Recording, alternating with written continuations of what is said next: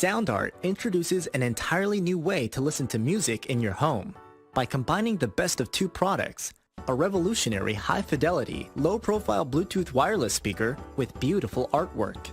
Select from a library of artwork or upload your own photos to personalize your experience. Sound Art ushers in an era of invisible, beautiful, and amazing sound throughout your home and redefines your entire entertainment system. The need to reclaim your floor space and rid your home of unsightly speaker boxes that need to be bolted to the wall is now a thing of the past. Our canvas is printed on high-quality permalite by Breathing Color. And select from our gallery or upload your own. Standard sizes include 16 by 20 and 18 by 24 canvas wrapped. Custom sizing is available, as well as surround sound options.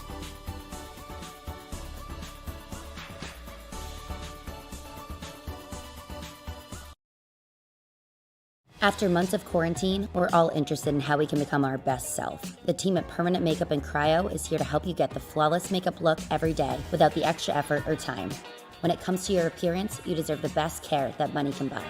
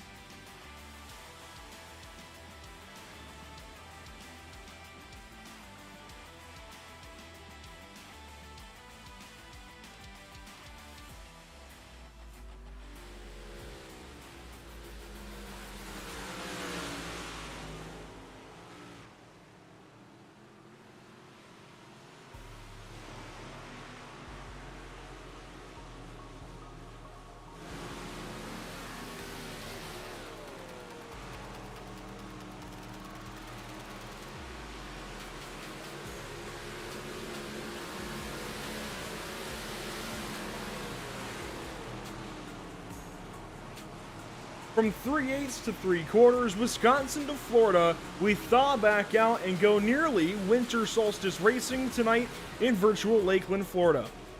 Pair the long fast track with a points battle tighter than the gaps trying to get into a shopping center this Christmas season, and we are ready, we are set for a wild night of racing for round number 7 of the BRP iRacing Series season.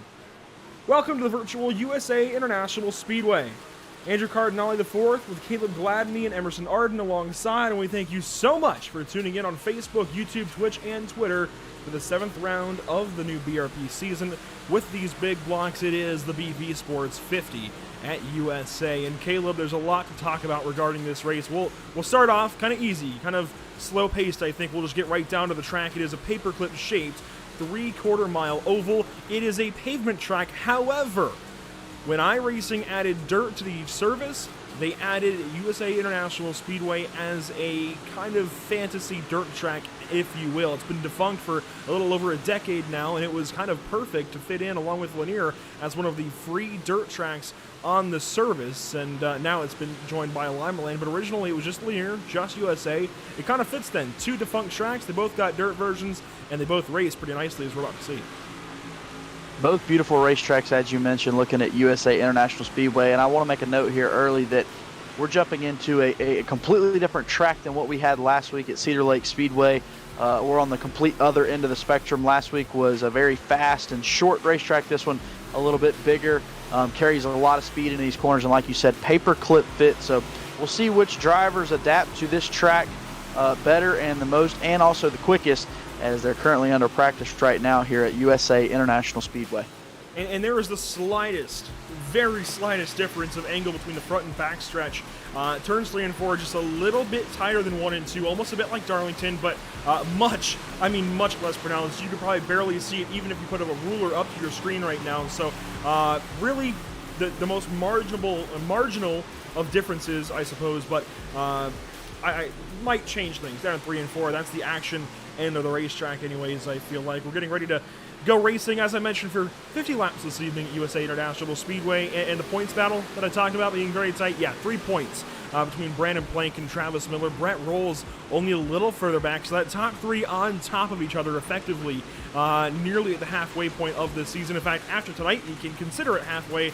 7 races of 14 will have been run. Michael Hackett, he comes in fourth, just a little ways further back of those guys. And Andrew Clark, fresh off that win at Cedar Lake, is now in the top 5, and I think in a much better position, certainly, than Garrett Zacharias, 15 more points behind. So, drop or not, I think Andrew Clark has run a much better season and is very deserving of that top 5. So can maybe Garrett Zacharias turn things around this evening, Caleb? Well, I definitely think it could happen with Garrett Zacharias, and I think it could start with these heat races. It's something we saw last week. Points leader Plank had a very good overall race. He had a drive from the back, but where he lost the most points was he did not advance through his heat, whereas second place Travis Miller won his heat, so that overall gave him some points there to jump up and only be 3 behind the leader. But I think that's where a lot of these points differences can be made, is in those heat races. So a lot of importance, not just on advancing through those heats to get to the big show, but also to collect as many points as you have. And a 15-point margin, that could be closed tonight between Andrew Clark and Garrett Zacharias. Another point of, another part of inches, within this game, if you will, was Travis Miller just missing out on getting fastest lap last week. At least in qualifying, Michael Hackett actually stole the way. If Travis Miller had been given it, he started from pole, so our scoring system initially tried to give him credit for the pole, even though it was Hackett that went fastest. If Miller had gotten those 2 points, though, he would only be 1 point back of Brandon Plank. That's how important even qualifying is this evening, and I've been doing some testing throughout the week, getting ready even myself for this race, even though I'm not driving, I'm talking about it. Qualifying is going to be interesting, completely different the way you're on the racetrack in qualifying versus racing, and I don't really know. I think qualifying here tonight will be a bit of a wild card, bit of a crapshoot, if you will. I think we're going to see some different guys filling some different roles in that qualifying session. We'll see how it goes here in just a few more moments. Practice wrapping up. Let's take a look at the schedule this season. As mentioned, we've gone through quite a few races to get to this point, and Cedar Lake was last week in New Richmond, Wisconsin. We started things out up in Sarver, Pennsylvania, though, at the Lernerville Speedway for The Pete Costco Memorial, 117 laps on dirt. Yes, 117 laps. It was a whole lot of fun. Volusia Speedway Park followed it up in race number 2. Then Lima Land, Weed Sport, Knoxville, Cedar Lake, and now the USA International Speedway. Races ahead that I got to look at. I think USA, you know, it's going to feel a bit like Daytona for these guys. It's going to be fast. It's going to be wild. But races that I think you have to be on everybody's radar, Kokomo, Lanier, and Bristol. These big blocks, I think they're going to be okay at Fairbury. It's almost kind of a more northern racetrack. I think they'll be all right there. But I'm looking at Kokomo, Lanier, and Bristol as races for drivers to capitalize on if they can, and just try and limit damages because, well, we know it's going to come.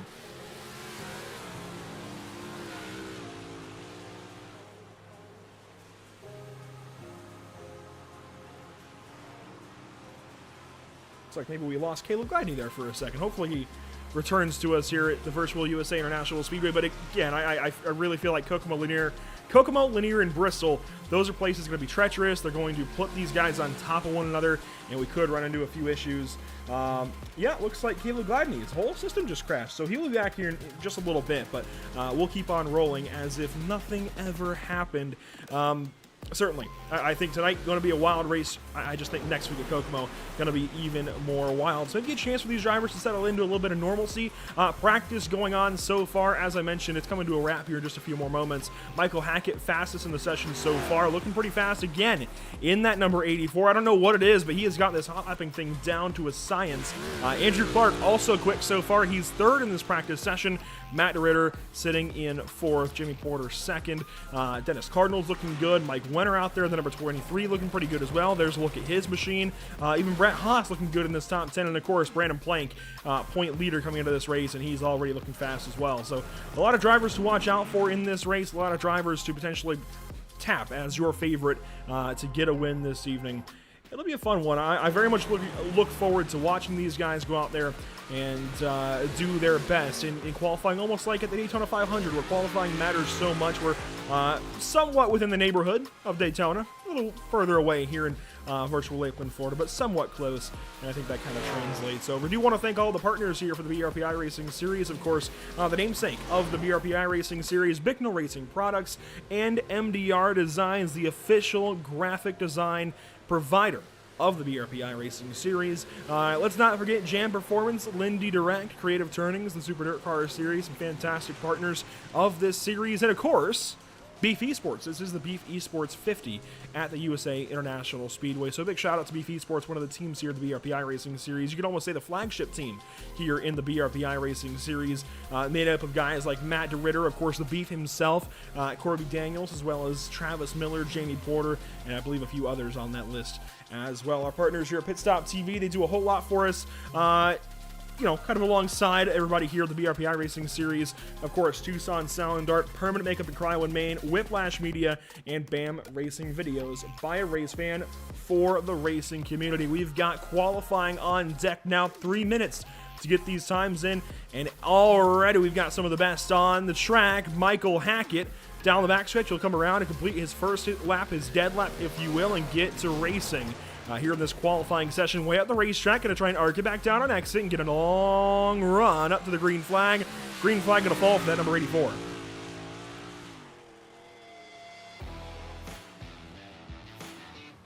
Hackett's not the only one on track. Joe Matthews is out there in his number 9, looking fast so far. We'll see where the times fall for him, though. Dean Meitzler is out there. Look at that new paint scheme for him, but a yellow chrome on that number 49, Bob Hubert Special. We've got Brian Berger in the field, Alan Slight, Tyler Joshambowski, and several others is Jamie Porter. The pistol goes fastest so far in qualifying. We'll see how times change as time goes on. Hackett second quick, his first lap out. We'll see if he can get a little bit faster. He'll ride on board with straight jacket Michael Hackett down to turns 3 and 4, right down on the bottom side. You want to kind of drive the car as straight as you can. Joshambowski now fast into second. Porter still top of the board, though. And across the line for Hackett, is he going any faster? No, at least not enough for pole. Gavin Isley looking quick. He's up to 8th in that new new white number 18 car. There's the Wild Child, Tana Correa in the Creative Turnings number 11. Andrew Clark up to 5th quick in the high side racewear number 98. 34 cars in attendance this evening at USA International Speedway. 30 of them have already recorded a time. There's 4 more to get out there. Now make that 3. As here comes Travis Miller. He'll come across the line and complete his first lap on the speedway. Where does Travis Miller go on the timing sheets? That may have actually been coming to the green flag. I think he just completed his dead lap. Randy Giroux also in attendance this evening. We'll see how he does in qualifying. He's leaving the pits to get out there.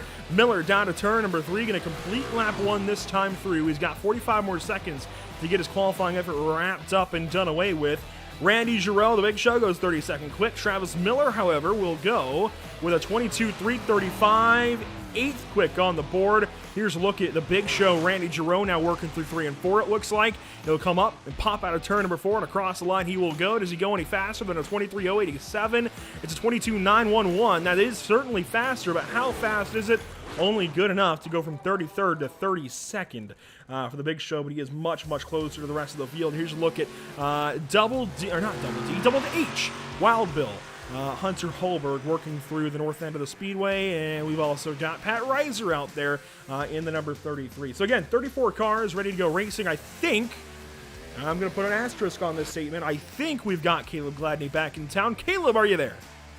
I'm here. We're back. Sorry for that, for the difficulties there. But we are back, and I caught the back end of qualifying to see Porter at the top of the board. So just enough time to make it in here before qualifying got over with as we get ready for these heat races. And the first grid of the day on the way. Jamie Porter on pole for heat number 1. Fastest qualifier, that's 2 points to number 45 here in qualifying. Andrew Clark, last week's winner, will start from the outside of row number 2 in heat number 1. Dropping back to row number 2. Anyways, we're going to move on. Brandon Plank, our point leader, starting from 3rd place in this first heat. Zachary Bardsley will start to his outside. Starting 5th in this race, we've got Dan Sider in the number 77. We've got Ryan Beagle alongside of him. In the back 3 cars in this first heat, Richard Pereira in the number 96, as well as Pat Reiser and David DiPetro rounding out the field here. 9 cars strong, 34 in total. We're going to send 8 of them home when it's all said and done between heat races and consolations. Well, it's shaping up to be an exciting heat race right here. We'll see how this track races early here in this first heat race as they're getting ready to come to the green flag at USA International Speedway. And this place had an interesting history as a pavement track. Of course, it is an asphalt track.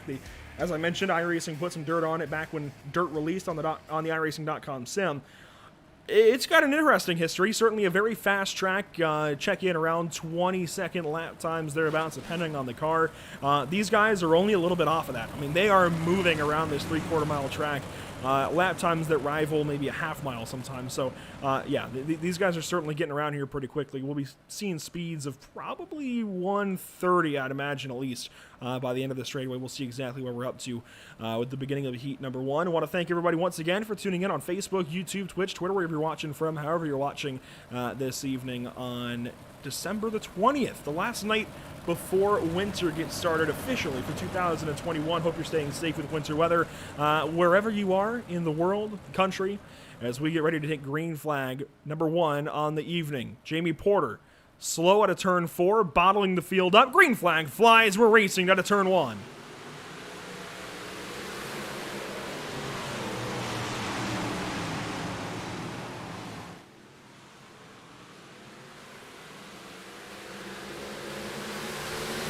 Porter off and away and icing quickly down to turn 3, the first lap through. Sider already into a transfer spot. That puts Pereira moving up as well as getting by Bardsley.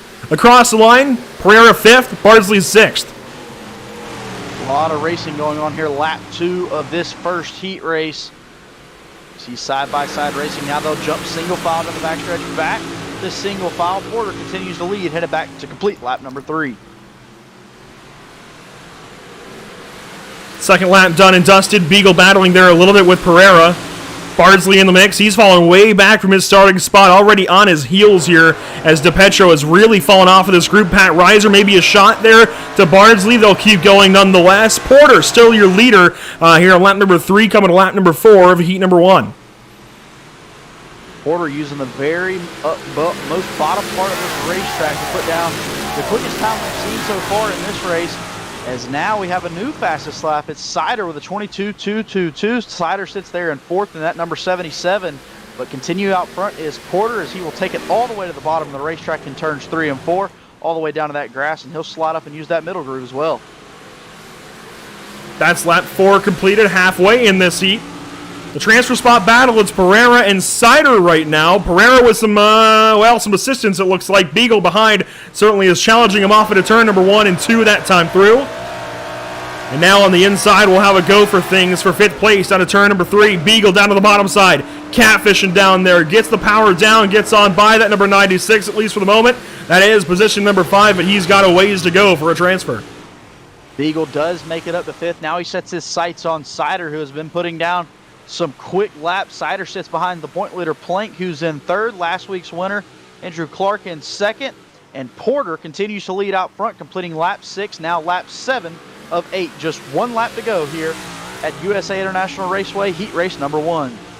We got 2 laps to go still. I think you're kind of into a bit of a dirt racing groove where usually it's laps complete. We are on lap 7 currently, and Andrew Clark, I think, is going to have a side full of Brandon Plank before this heat race is done. We've seen these two be very, very fast so far in this season. We'll come around and collect the white flag presented by Tucson Sound Art. I think Plank is looking for something here before the end of this heat race. That 1 point is going to help him out a lot. There you see officially white flag out. And down to the bottom side. Plank just can't quite get there that time. We'll try it one more time down in turn 3 and 4. The transfer battle, it is still well and truly split on up. Dan Sider, a healthy gap back to 5th place. Ryan Beagle out of turn number 4, though, across the line. Jamie Porter wins heat number 1. 2nd to Clark, 3rd to Plank, and 4th to Sider. Well, a very interesting heat race number 1 as we see Plank bring it home in 3rd. And what a turnaround from a week ago. Plank able to advance into the feature race later tonight with that 3rd place finish in this heat. But I'm like you, Andrew. I was wondering if he was, if we were expecting a little bit more right there to try and get those extra points, since he is the points leader, but has just a slight lead over Miller, who's 3 points out. Grid number 2 on the evening. It's Tyler Josh Mbowski, the 88J on pole. Brett Rolls in the 17R will start from that 2nd position. Starting off this heat race in 3rd, it's Tyler Pachalski in the 21P. Matt DeRitter on that same row. That's row number 2. Row number 3 coming at you is going to be Alan Slight down low. Dean Reynolds up high in a gold car this evening. Gold and purple.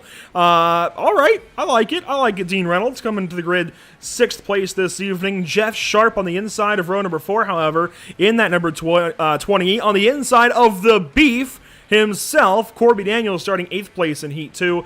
Garrett Zacharias will bring up the rear. And I noticed Zacharias did not turn a qualifying lap. I have to wonder if maybe that was part of a penalty that he has to serve this evening. That could have been for the number 71. But Corby Daniels has got his work cut out for him. This is the Beef Esports 50, and the Beef is going to have to move up in this heat if he wants to go straight to the feature.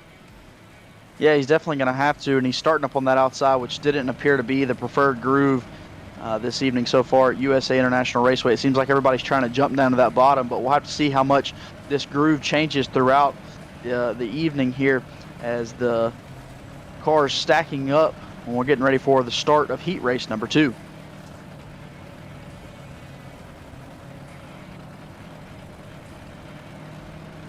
So we'll be coming to the green flag this time through heat race number 2, numero dos, as again, Josh Mbowski going to be pole sitter for it. Brett Rolls on the outside. Brett Rolls, I've noticed he's gotten a whole lot more active over on the socials, over on Facebook especially, sharing our stuff, sharing a couple of posts and certainly sharing it to his family. By all means, guys, if you want to do the same thing, there is a share button that is very easy to find here on the iRacing, or on the Facebook platform, and it would certainly be appreciated as we get ready to go for Heat Race 2, waiting on the signal for the green flag. Green flag is out. We'll race to turn 1.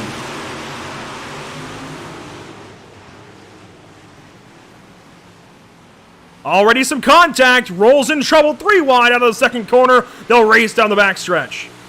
Rolls stuck up on the outside. Contact made. A car goes over on its lid. Gonna spin down the backstretch. 2 cars pile up. And we haven't even completed lap number 1 of this heat race. And we have 2 cars stop over in turns 3 and 4 and on the backstretch. The race stays green. It was out of harm's way once they crashed anyway. Josh Mbowski, your leader. Then it's Rolls, Slight, Reynolds, Zacharias, Sharp, and Daniels. Pachalski and DeRitter, they're way back there. They're going to have to come through consies.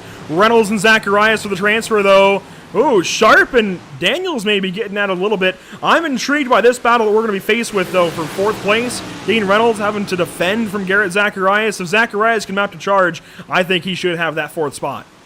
Well, Garrett Zacharias was one of the drivers we noted at the top of the show, sitting there 6th in points. He's also chasing a points battle to try and get inside that top 5 in overall points. Lap 3 of 8 completed. Zacharias rides in 5th, but he's got to get up one more spot if he wants to get in that transfer. Down the backstretch, Jeff Sharp now looking at the 71. Oh my goodness, that throw to the inside, that's not helping you. As there we go, a little bit of netcode contact. That throws Jeff Sharp into a tizzy. He catches the car, gets back after it. Now Corby Daniels going to have a shot maybe here at Zacharias the back half of this heat race as they mix it up ahead. Alan Slight goes through to the race lead. Rolls falls back, and now Josh Mbowski, even falling back, is going to wall the 71. We've got problems down to turn 1. They keep racing green, but only for the moment. Josh Mbowski and Garrett Zacharias continue to battle. Give that position to Josh Mbowski as he will hold on to 4th. But now here comes the 88 of Daniels. He makes contact with Zacharias and will spin him around. Cars continue to keep going here. We complete lap 6 of 8. That, I think, is pretty good evidence that a lot of these guys are running without spotters and without mirrors. They don't always know where the other cars are around them. That's pretty solid evidence there. Alan Slight, now your Heat 2 leader. 2 laps to go for the number 2. He likes it turn number 4 and get popsicle sticks. Brett Rolls is now in 2nd place, having to put chase on the number 2 car. Dean Reynolds, though, I have not seen a performance like this out of Dean Reynolds at all yet this season. This is good stuff for the number 79. Well, that 79 car of Dean Reynolds, as you noted, putting together a clean heat race number 2, and he sits there in 3rd. I'm sure he's enjoying the position he rides in after all the hectic racing we've seen so far in this heat race, but he's able to keep his nose clean. He rides in 3rd. So we see the white flag by Tucson Sound Art. 1 lap to go here in heat race number 2. The entire top 4 all nice and spread out at this point. We'll come to 3 and 4 for the final time in heat number 2. Alan Slight out of the final corner is going to come through and collect that heat checkered flag, and then it's Rolls, Reynolds, Josh Mbowski, your top 4 that will transfer on. Sharp, Zacharias, Pochalski, and Daniels and DeRitter will all have to go through a consolation race. So, again, that's Slight, Rolls, Reynolds, and Josh Mbowski. That will move straight on to the feature. Everybody else is going to have to go through one of our consolation events today. And we will move straight on then to heat race number 3. On pole for this 3rd heat race, it's Michael Hackett in the number 84H, looking pretty solid in the points, looking pretty fast on the timing charts as well. Has been very quick these last couple of weekends. We'll start to the inside this evening of Scott Fritz for their heat race. Starting 3rd in heat 3, it's Gavin Isley in the number 18, just back inside that top 20, and some growth there for that program last week at Cedar Lake. We'll see how he does tonight at USA. Adam Hilton will start from the outside of row number 2. Starting from the inside of row number 3, though, it's Joe Matthews in the number 9. Kyle Wendt finally back in the grouping of drivers in that number 16. And Brian Berger and Dean Meitzler will make up your final row of Heat 3. 8 cars in total means we should have another 8-car race coming up in just a few moments after this one. We're sending 4 of these guys down to consies, 2 and 2 basically, for each consolation race. I gotta wonder, if you're Joe Matthews, Kyle Wendt, how hard do you send it on these first few laps? I mean, it seems like you've got to make your move early or you're not going to make your move at all. It seems like these cars are getting spread out once they get into a clean green flag run, and it's hard to run a driver down at that point. So I'm kind of with you. It seemed like the drivers had that idea in the last heat race, but things went amiss early where contact was made, and we had drivers running in 2nd and 3rd that fell all the way to the rear, and we hadn't even completed a lap yet. So we'll have to see. You don't want to push it too hard here early, but if you don't push it enough, you may find yourself just in a single file line not able to pass.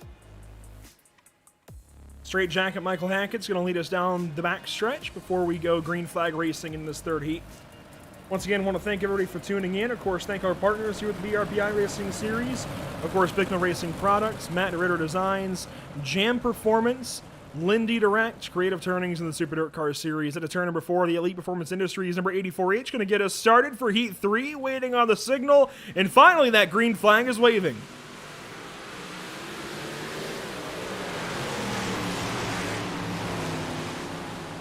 Already a lot of contact down to the first corner. We'll race at a turn number 2, though, and Hackett's on his back foot. Hilton on his outside now as Fritz gets away with the race lead. Fritz continues to hold on the lead. He slides up the racetrack. That'll open up the door down the front stretch to complete lap number 1. Fritz will lead that lap. Hilton second, Hackett in third. Side-by-side racing into turns 1 and 2. They're looking like they want to go 3. It's not going to work that time as the 84 drops on out. That's Hackett. Here we go, though. Battle for the race lead. It's Hilton and Fritz. There's a battle for the transfer behind with Isley and Matthews. It's all in frame here. This top 5 going at it. 4 of them will move on. This is the tightest racing we've seen so far in the heat races this evening. You see right there, battling for that transfer spot, Matthews and Eisel. Right there, your top 5 all in one shot. Fritz leads, but Hilton and Hackett continue to battle for second. And you can see the guys further back, they're still within range if mistakes are made. Side by side for second into 3 and 4 that time. The 3 on the bottom, the 84 outside. Matthews tried to fire to the outside of the 3 car, couldn't make anything of it. Isley going to have to regroup and go after the transfer. The 9 car of Matthews looking low on Hilton. Not going to be able to make that pass. Diamonds the corner a bit there. Still can't get the run he needs to take over that 3rd place position. Sits in 4th and will run that protective bottom to hold on to that transfer spot. Halfway that time. Cross flags in this heat. Hilton and Matthews going at it just in front of Isley. And if you're Gavin in this situation, you're hoping these two get after it, right? You want them to stay side by side and open the door. If you're either one of these two, you might want to just get single file and start trying to put some time on the 18 car. I would have to agree with you right there. Matthews continues to battle, though, with Hilton. He obviously not sticking with that message as he wants that 3rd place position. Perhaps his mindset is, if I can put a car between myself and the transfer spot, I'll be in better shape. And he continues to race, trying to get inside of that Hilton number 3 machine, but just can't make the pass. It's not going to happen that time through. For the race lead, we've got Fritz and Hackett getting closer and closer, but side by side for 3rd, at least for the moment. Well, for a moment, as they single file back out down to turn 1. That bump developing on the inside of the corner, and that's going to be a problem for the rest of these guys through the rest of these laps throughout the day. And I think this top 4 is about pretty safe right now. I don't know what Gavin can do in these last couple of laps. Well, and now this last lap, white flag out, presented by Tucson Sound Art. Well, barring any controversy right here, I think where they run is where they will finish. Obviously, the battle for the lead heating up a little bit, but, Fritz continues to lead this one as he comes off the turn, and they continue to battle. Might have spoken too soon. Isley with a chance here down to turn 3. Does he do anything? Going to go to the outside. Going to try the top side. Maybe arc that corner out. It's not going to happen for him. Fritz across the line will win the heat. It's going to be Hackett second, then Hilton and Matthews, the rest of your transfers. Isley, Wendt, Berger, Meitzler, they will all have to come through the consolation races this evening. That is a big blow to the number 18 camp. Gavin Isley used to be so good, and right now he is just not holding up his reputation. I don't know if something's amiss maybe with this latest build on iRacing, but something has definitely changed for that number 18. We'll see what he can do throughout the rest of the evening. Heat Race 4 coming at you. Here's the grid. Brett Haas on pole in the 55. Flip that number out upside down. You've got the 22 of the Thriller, Travis Miller. Starting third, it's going to be Dennis Cardinal in the number 31. Tanner Correa, the Wild Child, will roll off from fourth. Fifth place will be Brett Fisher in the number 30. Mike Winter in the 23. And the back row of this final heat race on the evening, it's Hunter Holberg and the big show, Randy Giroux. Well, we're getting for the fourth and final heat race, and Travis Miller, how aggressive does he have to be here, Andrew? With 3 points separating him and this points lead overall, something he could pick up right here in this heat race. How aggressive is he on this initial start? I don't know. Maybe not too aggressive right off the start. Being on the outside, if he plays his cards right, we've seen the outside win the battle on the starts. If he plays his cards wrong, he could be in a whole lot of trouble, as Haas will have the advantage to dive down to the bottom of turn 1 and take some time away. I don't know. That's actually a really solid question. I think Travis Miller is going to have to try and go for lap number 2. Lap 1, you got to settle in. Lap 2 is when you attack, I feel like, if you're the number 22. Everybody else in this race, though, they've got to attack from the get-go and put themselves either into a transfer spot or hold the transfer spot they're starting with. Those 4 drivers that are starting with a transfer: Brett Haas, Travis Miller, Dennis Cardinal, Tanner Correa, the 4 drivers chasing it, Brett Fisher, Mike Winter, Hunter Holberg, and Randy Giroux. 4 go to the feature, 4 go to the consies. We'll see how that split goes in just a few more moments. I'm ready to get this heat race on the road. I'm ready to get the feature on the road. These are the longest pace laps we'll have all season long. We're finally exiting turn number 4. The iRacing.com pace truck will vacate the racing surface, and we'll wait from the signal atop the iRacing flag stand. Green flag is out, and Miller already with a jump. Miller gets the jump he wants, but he's got a car looking on the inside. Miller gets a little bit too high. Here comes the 55 with the lead down the backstretch. Oh, Wenner and Miller getting a little bit shaky. They sort things out, I think, as one car's in the wall hard. That's Randy Giroux. Oh, no. Randy Giroux makes contact with the wall. He's spun around. Out front, Haas continues to lead. Miller trying to make that top side work. Correa there in third, Cardinal there in fourth, and the battle is on, heating up for that transfer spot. Mike Wenner, fifth. He's going to try and go for things here in Dennis Cardinal. Really, no big moves yet. We haven't seen too many big moves on the inside of the corner. I know Race Control was going to talk with each of these drivers before the race got going, well, before the racing got going, if you will, and try and get these guys to shy away from big dive bombs in 1 and 3. You get so much speed going, and you have to stop for the corner. It's like Martinsville that you get a lot of sends usually here at USA. This is the first one we've seen, I feel like. Mike Wenner sending it on the inside of Cardinal, at least giving it a shot, couldn't make anything of it, and maybe a challenge for the race lead as Miller is looking on Haas. Well, Miller has continued to diamond the corners here at this USA International Speedway, and he has not been able to make the pass for the lead over Haas. Still continues to ride in second. This time he goes up top. Haas will give him that top lane. Still not able to make the pass. Across the line, that's halfway. The battle to make it into the race, Cardinal and Wenner. It's not really a battle right now. Cardinal gapping the 23 for just a moment. You want to watch that black and yellow number 23 car to see if he can get back into this battle. It seems like if you're not in the battle yet, you're not going to have a shot at it. It's very hard to make up time here at USA International Speedway, but you're going to give it a shot at least if you're Mike Wenner. 3 laps to go. Well, if you are Mike Wenner, you've got to start making that move now. You don't want to fall short of this and have to race your way in later. You'd rather just lock it up now, but he continues to lose ground on Dennis Cardinal, who sits there in fourth. Dennis Cardinal running a perfect line right now to just hold on to that transfer spot. Out of turn 4, 2 laps to go.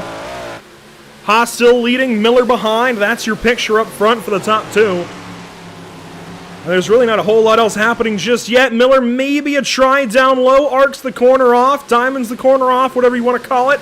Down to turn 3, white flag this next time through. Look at how close they are. Miller trying to get that lead to pick up all the points he can. He's all over the backside of Haas. Can't make the pass just yet. White flag out by Tucson Sound Art. Can Miller make the pass for the lead? He tried again, bottom side of 2 that time. It's going to have to be a send, a slide job here in 3. Does he point down low? No. He's going to try the top side, actually. Miller, round the top, can't make anything of it for the transfer. Cardinal is going to hold on to that spot. They stay static once again, and the top 4 will move on. That's Haas, Miller, Correa, and Cardinal. Wenner, Fisher, Holberg, and Giroux will have to come through the consolation races, the first of which is about to get going. Once Giroux comes across the start-finish line, there he goes. Let's wait for the timer to run out, and we have a grid right about now, starting on pole. For this first consolation race, it is the number 84 of Ryan Beagle, Gavin Isley on his outside, starting position number 3. In consi number 1, it is Richard Pereira. We've got Kyle Wendt over his right shoulder with Pat Reiser and Brian Berger right behind. Go back to row number 4, however. That's where you get the 11 of Zachary Bardsley, the number 49 of Dean Meitzler, and the 68 of Dave DiPetro rounds out the field once more. Pereira, that car is in reverse. Well, he gets that car rolling now. We're getting ready for consolation race number 1. It's put up or shut up time, really, for these drivers. Do they want to make it to the big show, and are they going to be able to put it all out there in advance? And if this consolation race is anything like a heat race, Andrew, I think you have to push it hard from the drop of the green flag, or you may just fall in line and not be able to make any passes. This being a day race, the track is going to continue to dry out and force a lot of those moves that I think we just haven't seen yet. We'll start to see them, I think, in these contests. It's make or break it time. No more messing around. You've got to go up there and find your way into this feature. We'll take the top 5 out of each consolation race. You can see the weather. 77 and change, it looks like, in the air. 80 degrees on the track. Very calm winds. Pretty much iRacing defaults across the board, it seems.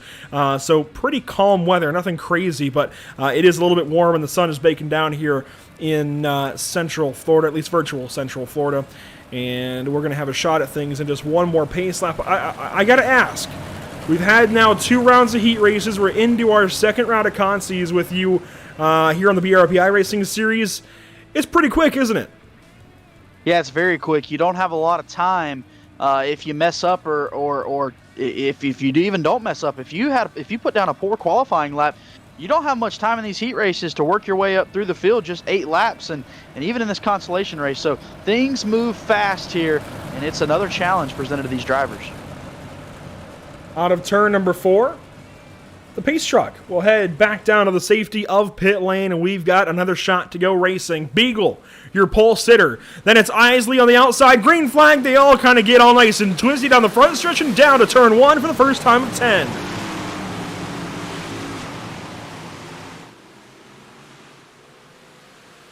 Out of turn 2, it's side by side for the race lead. Beagle and Isley going at it. Isley up top.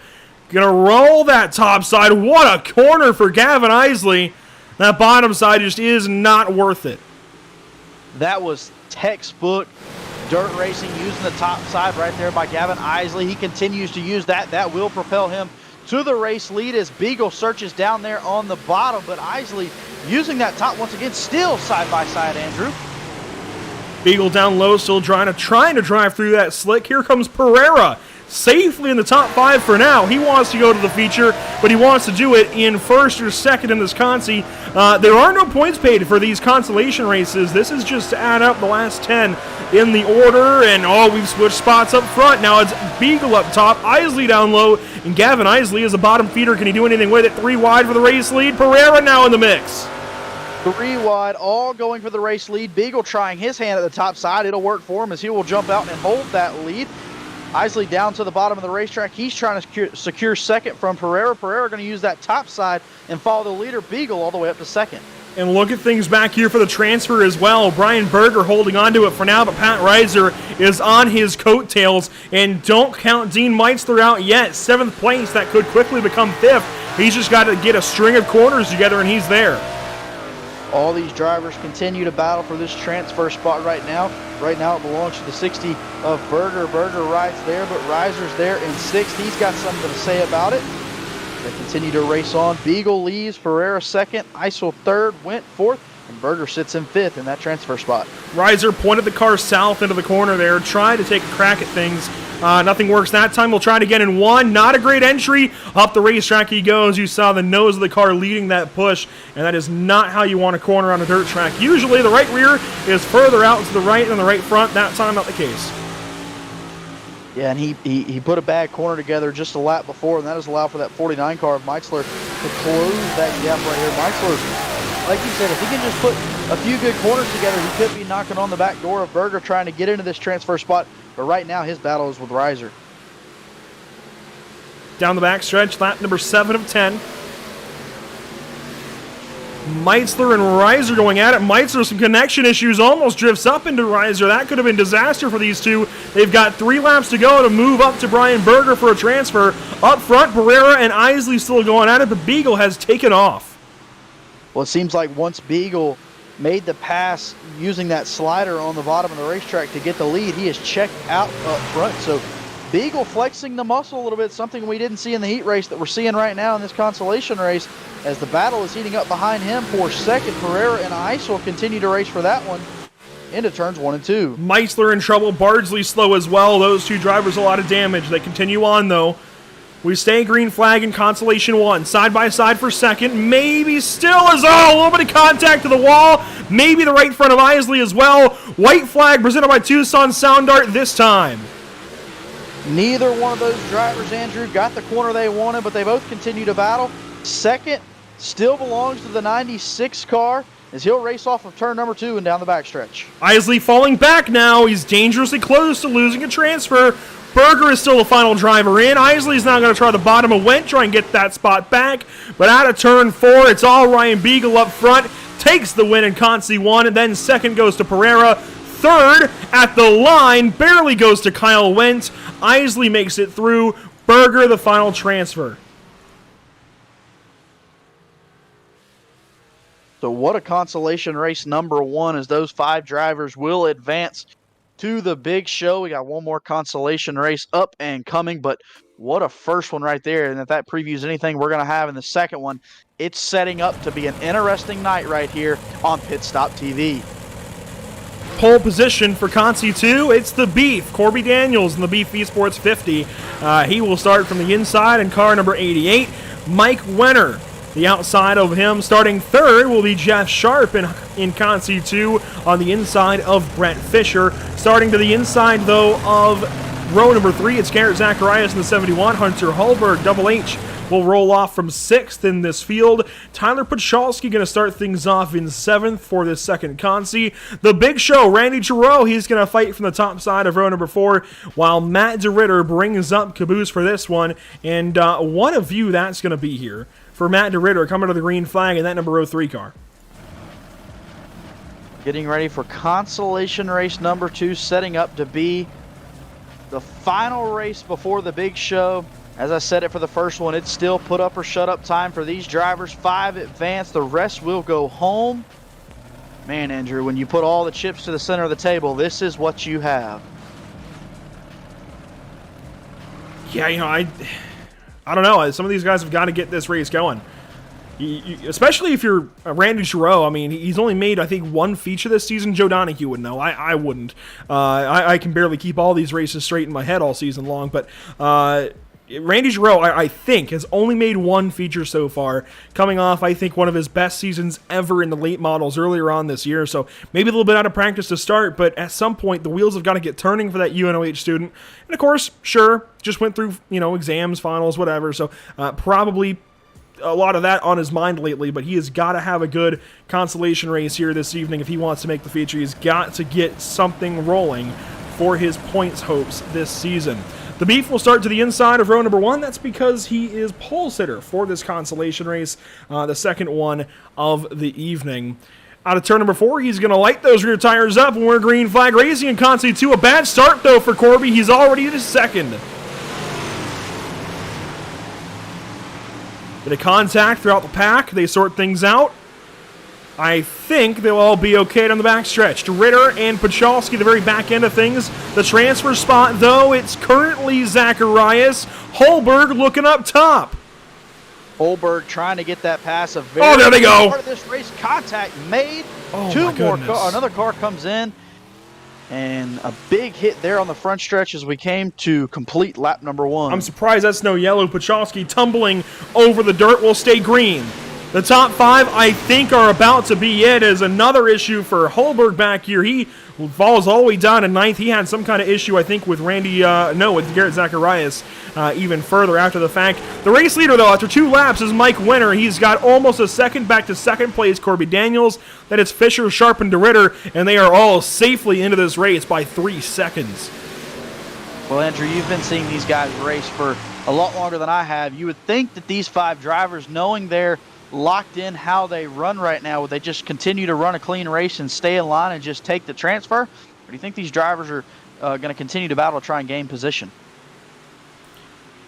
Well, I was going to say they'll ride in line, but that time Fisher and DeRitter look to the inside of each of the drivers they're following, those being Daniels and Sharp, respectively. I mean, it's always hard to say. As soon as you feel like you have these drivers figured out, they go and surprise you. So it's never really a safe bet with any of these guys in the BRP iRacing series. That's part of what makes it so fun, though. Wenner still leading. Zacharias goes purple that lap, but the gap he's got to make up is more than substantial.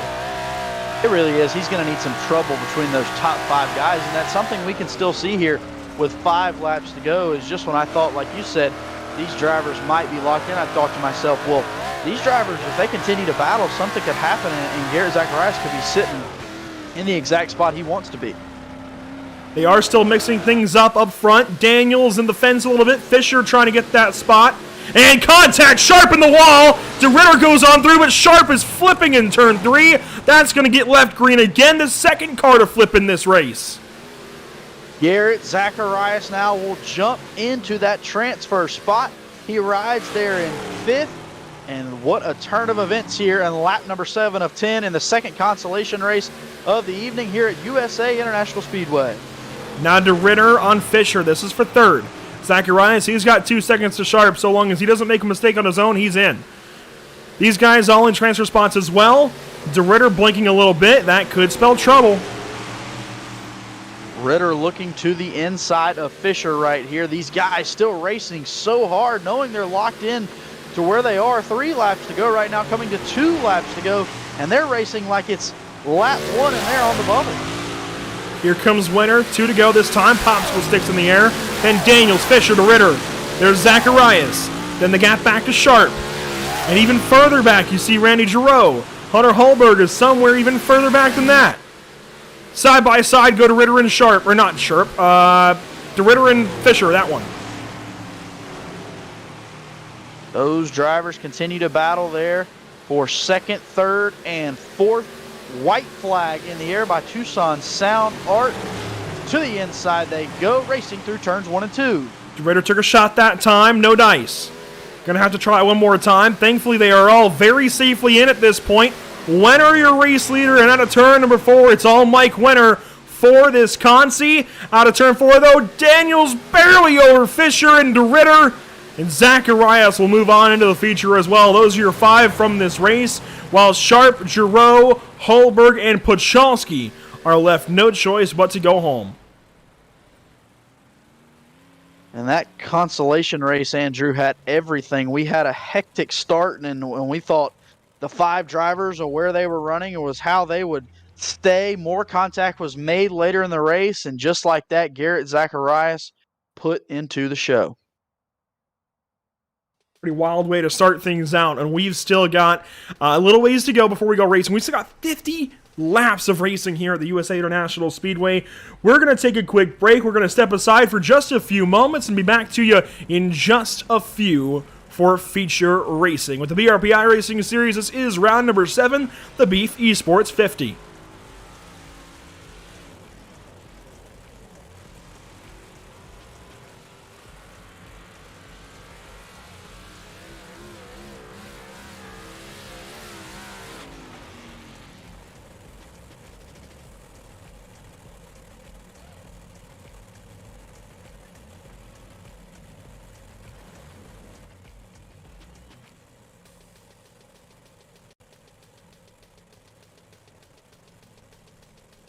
Sound Art introduces an entirely new way to listen to music in your home.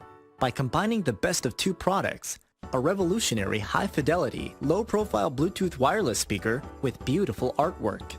Select from a library of artwork or upload your own photos to personalize your experience.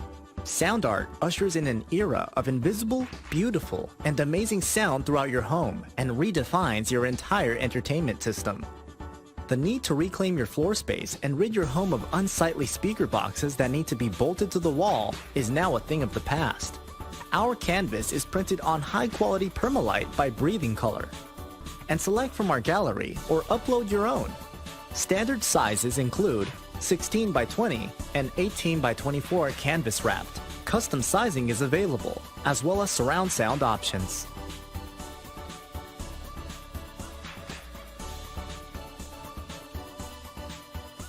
Have you found yourself trying to hide your joy because you're unhappy with your teeth? Your smile is the first feature noticed in an interview, on a date, or in family photos. We want you to be able to shine bright as your best self, and our teeth whitening system is the perfect step toward restoring your confidence.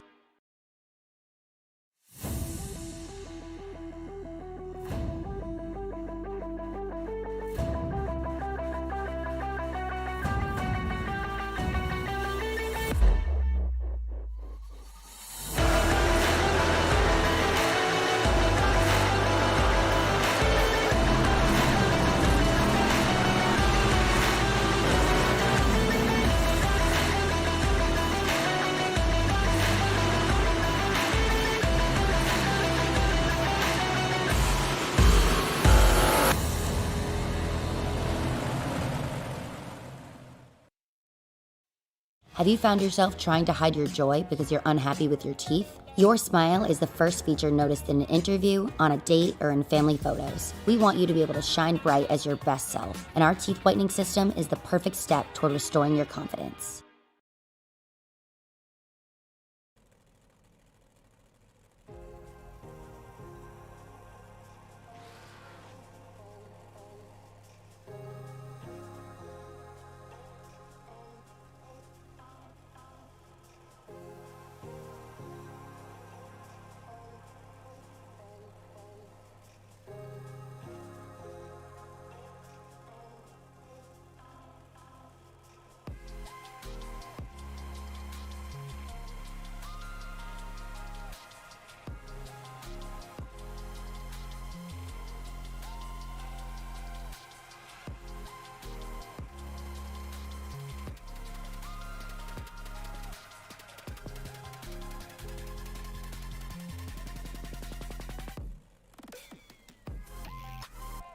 Welcome back to the virtual USA International Speedway Round 7.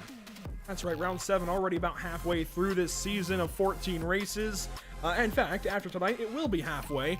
We'll have half of the season complete. In case you're wondering why my number 2 man for the last 2 weeks has been Caleb Gladney instead of our usual Joe Donahue, well, I want to wish congratulations to our very own Joe Donahue, who has, over the weekend, I almost said congratulated, graduated, rather, from Purdue University.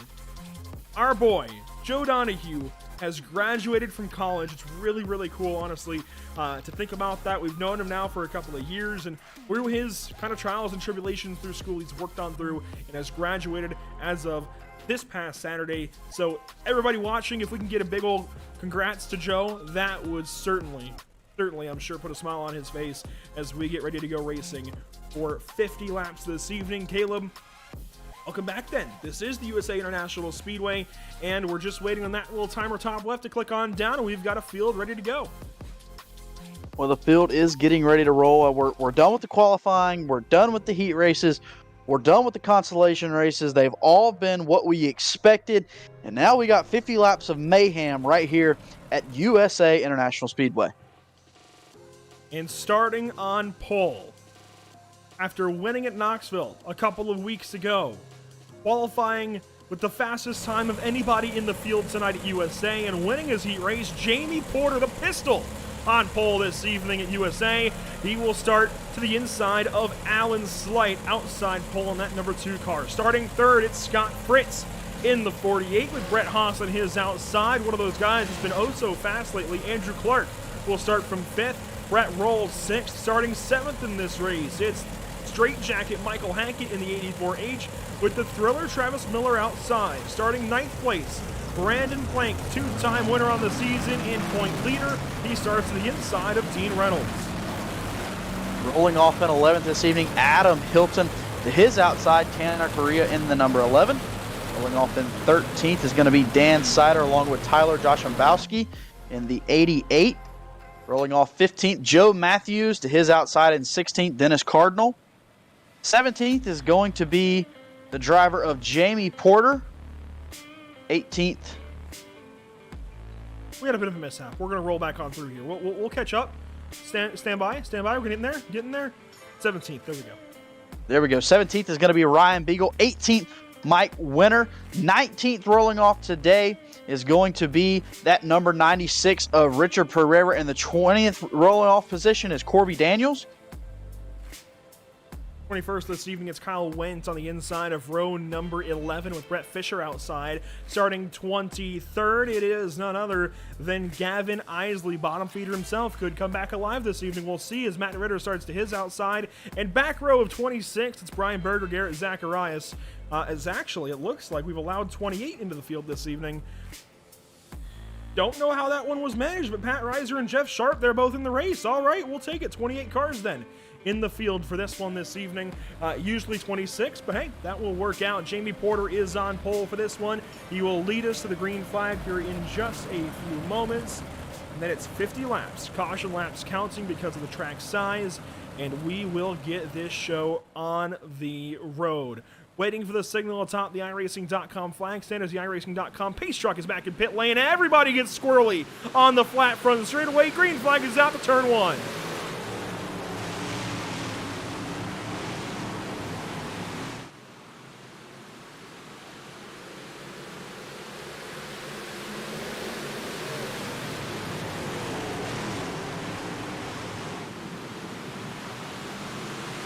First lap in the books.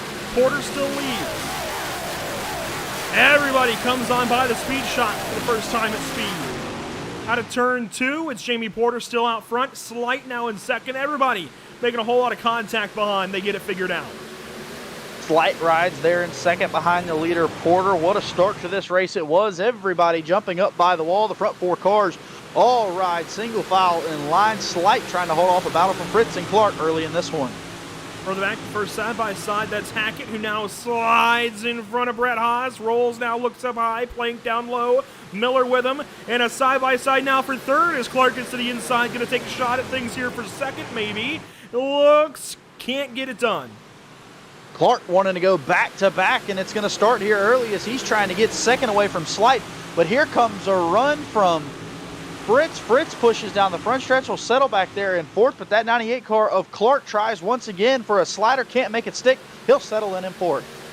Still side by side for third and fourth here. All the way down to the wall. Clark hits it that time and right up into Fritz almost. Thankfully doesn't hit him. Goes all the way up, loses all that time back to Michael Hackett. I think Andrew Clark just learned how more careful he needs to be down on the inside. Hackett almost gets into him. Plank down low, digging down there for Dale as we've got the 222 in the middle. Plank trying to make that bottom of the racetrack work. The guy who sits second behind him in points as a caution flag will come. 3 cars stopped, I believe, over there in turn number 1. We completed lap 5 of 50, and the first caution flag of the day will fly. Fisher, Sharp, and Berger. In this one, you can see Berger and Fisher getting away from the scene. Sharp just in front of them. We'll see if we can get a look at what happens to halt us for the first time today. The first caution flag we've seen, in fact, here at the USA International Speedway and BRP iRacing Series competition this evening. This, I believe, is 1 lap prior to the incident. We'll see all of it building up. Fisher is quite a ways up ahead, so I think something goes on here. Fisher, I'm trying to find Sharp. You see the mishap there with Matthews and Daniels. They gather back up. Sharp was behind. So it's got to start with Fisher there. Yeah, gets checked up with Daniels. Reiser gets a piece, and they all kind of collect each other. Yeah, just some misfortunes there as they were going off into turns 1 and 2. And you can see right there, we were talking about 130 miles per hour entering the corner. One little slight checkup, and that's what can happen, Andrew. And you know, we pulled up telemetry earlier on in the race, and you could see that we got just to 130 miles an hour before corner entry, and that was entering down low when you have to lift a little bit earlier. So definitely, these guys are rolling a $130 down to the corners, and that will create some problems when you've got differences and speed differences and runs and such. You will have to check up a little bit differently sometimes, and if you don't read on that, if you don't pick that up initially, yeah, you'll have a rough time. Well, cars getting lined back up here as we're going to get set to go back. Green flag racing, they roll across the stripe. Lap 8 of 50 complete right here on Pit Stop TV. And while we got a second, Andrew, I just got to say, I love everything going on at Pit Stop TV. I love being a part of this broadcast. And for anyone listening, we love having you here, whether you're on Facebook, YouTube, Twitch, all across the board. It's great to have all the listeners here. This is the place to be to watch the BRP Racing Series right here on Pit Stop TV.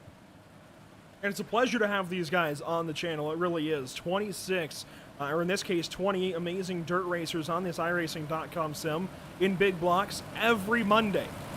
And what more can you ask for? To go to some of the best tracks in the country to see some dirt racing virtually anyways. You get some green flag racing for a little while. We're about to have some more here coming to lap number 9. Caution laps again, they're counting. It's self-policing on these yellows. Green flag back out, we're racing. Out of turn number 2, it is all Jamie Porter still. You see the gaggle behind. Everybody fighting for everything they can get on these restarts. They're oh so important. Making slight contact, I think, with Fritz out of turn 3.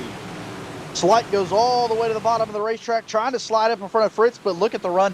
Fritz is going to get down this front stretch to complete lap number 9. He'll work at lap number 10, rather, as he'll work back to the top side. Slight going to go up by the wall. Contact made with the wall right there, I do believe, by Fritz, but he will continue to roll on in second. Yeah, those guys are getting very, very close to that wall, if not hitting it in the center of the corners, even on entry to 3 especially. Miller's getting into this fight. Will go on board with the number 22 car. Miller rides there in 6th. He's behind Haas. He'll use that top side now. Oh, there it is. Side by side. Contact made. Continues to ride that outside wall, and I'll tell you, a nice piece of driving there by Miller as he was able to hold on to that in corner entry at top speed when he made contact with Haas. That's what we call Cold Brown, just like this behind with Plank and Rolls making some contact. Hackett in the center of it. They kind of initiated things, did Rolls and Hackett. Plank kind of came into it as he might go 3. Does he go middle? No. Dean Reynolds behind. That's going to be a good view down to turn number 1. Let's go on board with him. Riding on board right here, you see him behind the 77 car of Plank. Reynolds watching that battle up ahead. Plank trying to put together yet another good week here at USA International Speedway. We jump back out front as a caution flag will wave. That's the 88 car that will spin to bring out the second caution of the evening. Corby Daniels in trouble in turns 1 and 2. Good chance to go look back at things. Richard Pereira involved as well, and it looks like it's going to start with Pereira just a little ways up the road. 3 wide with Cardinal and Zacharias. Yep, that's a scary place to be. Zacharias, a little bit of contact there. The 96 goes around, and Reiser and Fisher got lucky. Berger as well. Daniels walled it to try and miss the 96. So the second caution comes out. These drivers, just when they get single file and start to set it up here to see if they can make some passes through the field, cautions come out and we have to bunch them back together. But an interesting start to this one, Andrew, as we ride on board right here with Corby Daniels out of Canada. Another shot as we're working under caution, complete lap number 14. And you can see him up by the wall right there. Contact up there in front of him made, spun around, and the same thing happens to him as well. Of course, Beef Esports, the presenting sponsor of this evening's race. I want to thank them for all they do with this BRP iRacing series. And, of course, they are kind of the home team, if you will, for each of these BRP iRacing series events. They kind of make things happen, but it goes beyond just the racetrack. What Beef Esports, Matt Ritter, Corby Daniels, and everybody else in that program does for this series with all of their social media posts and everything, and a lot like our stuff, just getting the word out there and continuing to put out some press about the BRP iRacing series is oh so helpful.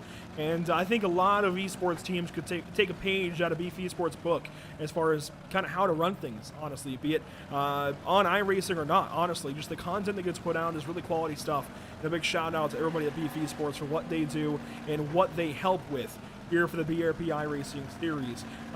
On that same tangent, a lot of other great helpers within the series, of course, Pickner Racing Products, the namesake of the BRP iRacing series, as well as Matt Ritter Designs. You can find them on Facebook, and Jam Performance. Let's not forget LindyDirect.com, as well as Creative Turnings there of Connecticut and the Super Dirt Car series. A lot of fantastic people make things happen with this BRP iRacing series. We're going to ride on board with one of them for this restart. Corby Daniels is going to be caboose on the field, 28th of 28 for this one. This is going to be an interesting look at a restart here, Caleb. Green flag already out for Jamie Porter up front. Daniels a little slow to the line pedal, but he'll get going. Riding on board right here with Daniels. You see not the start he wanted as he fades back even more, but an interesting shot as he slings it into turns 1 and 2. You can see the cars ahead of him all the way from the rear to the front fan out and pick their lane through the corner.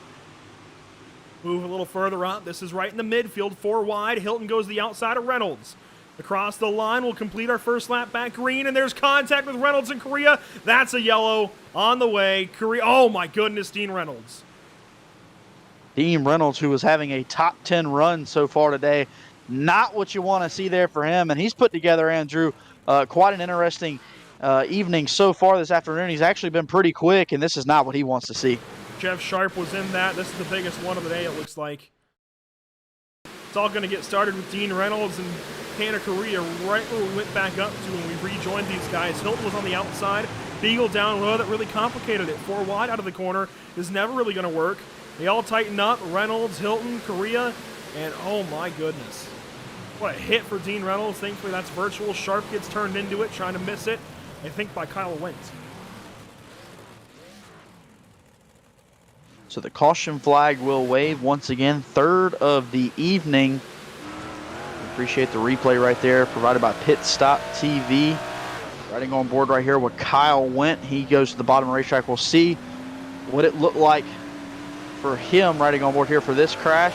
You see things starting to check up. Everybody's slowing down and really just nowhere to go. I mean, not much fault there. Oh, we Kyle didn't even Went. see that.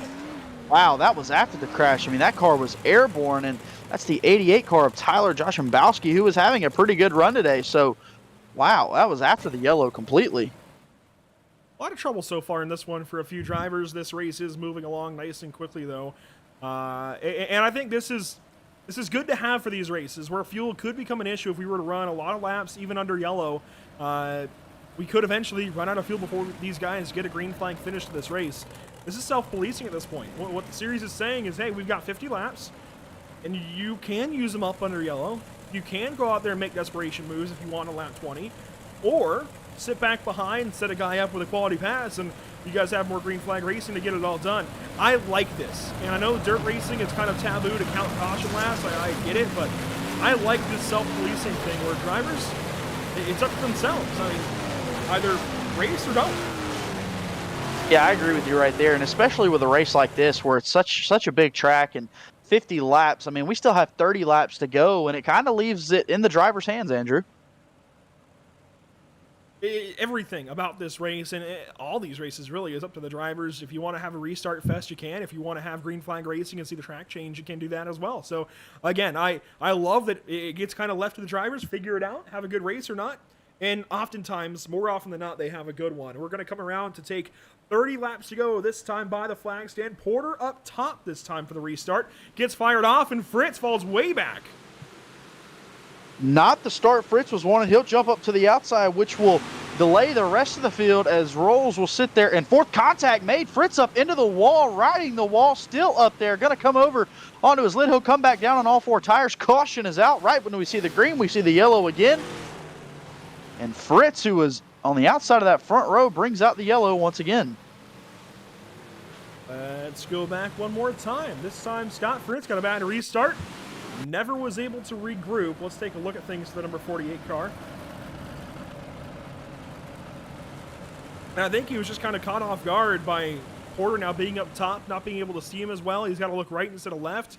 Finally got launched in that number 48 car for T-Berry Motorsports. Got up in front of Rolls. Does Rolls give him some help, or does he just overdoes the corner, overcooks it, puts himself in the wall? I mean, that's about as self-inflicted as it can get. Well, you have to think right there. Perhaps he's trying to pick up that ground he lost on the restart right there, Andrew. That's the main thought I have right there. I think he just oversent it, as you could say, into that corner, and it came back to bite him. Rather than sitting there in third, losing one position, he puts himself back to the rear. So, obviously a good move by him trying to pick back up that position, but he stepped a little bit too far over that line. Once again, appreciate everybody watching. Facebook, YouTube, Twitch, Twitter even. Really do appreciate each of the views. That said, I gotta say, we do keep an eye on YouTube chat. And guys, it's getting silly. Don't want to acknowledge it any further. Just you guys are being silly. Messages will keep getting deleted if they need to be. Seriously, grow up. Everybody on Facebook chat, you guys are all fantastic. Appreciate all of you out there. You guys are great. I see Ellen Arthur's out there cheering on Drew. So I imagine that's Andrew Clark. Usually when I see Drew, I think me, right? No, I think that's Andrew Clark in the number 98. Kenneth Shedden out there cheering on Garrett Zacharias. We do keep an eye out. We do see all of you guys in the chat. And we do appreciate all of you guys chiming in. We'll have a restart this time through. We'll be on to lap 25 of 50. Make your bets now. Coming up to halfway. Who wins this? Well, I think you got to stick with Porter. He's drove a clean race out front. He'll continue to have that clean air, but you also got to look right there. Look at Miller. Look at Andrew. Just think about the 2 weeks he's put together back to back to close this points lead and perhaps pounce on it and take the outright points lead. Oh yeah, Travis Miller doing some work seriously in that 22 car right now. He wants to win another championship. Hasn't done so since sprint cars way back in 2020. Green flag back out. We're racing again. Way down, halfway to go. Miller rides there in second behind Porter. He'll continue to follow that leader as they fan out a little bit back there for fourth, fifth, and sixth out on the racetrack. We're officially getting cross flags this time. Plank down low. And we talk about the work as Hackett's all over the wall. Catches that car for the moment. We keep racing. Haas into it a little bit with Slight. We talk about the work, though, that Travis Miller has put in to best his chances in the points. How about the work that Brandon Plank is putting in to try and mitigate that? Yeah, Travis Miller's doing great stuff, but Plank is following him. Week in, week out, whenever we talk about Travis Miller, we also have to mention Brandon Plank, as Brandon Plank knows the charge that's coming from Miller for this points lead, and he keeps trying to battle it off week after week. But another note here, last week's winner, Andrew Clark, sits there in third. Would it be something if he could go back-to-back here this evening? Plank is trying to do anything but allow that to happen. Almost took a crack at him, almost had contact that last time through. Looks like Haas pulls a slider on Alan Slight. Crossover now from the 2-car. We'll try and keep tabs at as many battles as we can, but that single file restart spreading this field out. We're going to have a lot of battles that pop out. Slight gets that spot back now as Rolls looks low. Hilton looks high.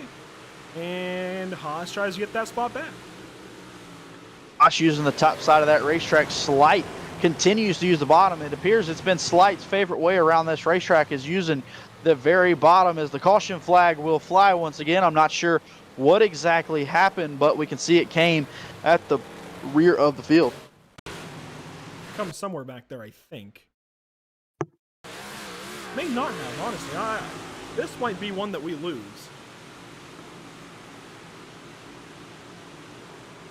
Nobody was overly slow. This might be one that we can't find, actually.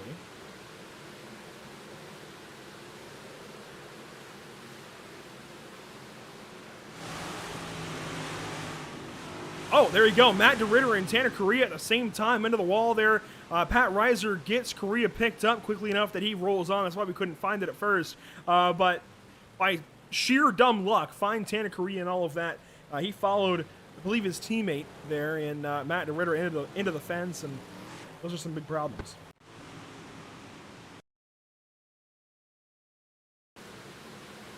Get one more look at things before we go back green flag racing inside of 20 to go. Watch the golden red 03 into the wall there. Correa follows. Matthews hits him, and then even Reiser got the wall before hitting the 11 of Correa, getting him turned around. And then the caution flag comes out, and the entire field gets halted. As I mentioned earlier with Facebook chat, I see some more of you guys chiming in over there. We've got Carl Silvernail cheering on Garrett Zacharias, and Leslie Stone Plank. Then go Brandon Plank.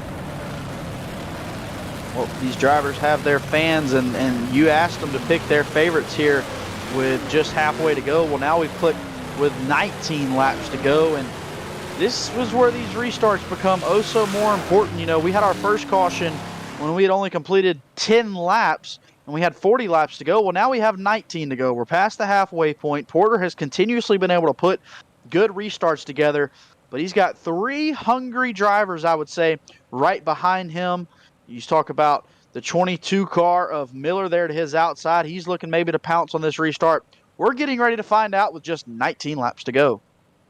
Teammates on the front row, both Beef Esports drivers. Haas trying to get a little bit cheeky there on the restart. Look down low at Clark, but he follows back in behind.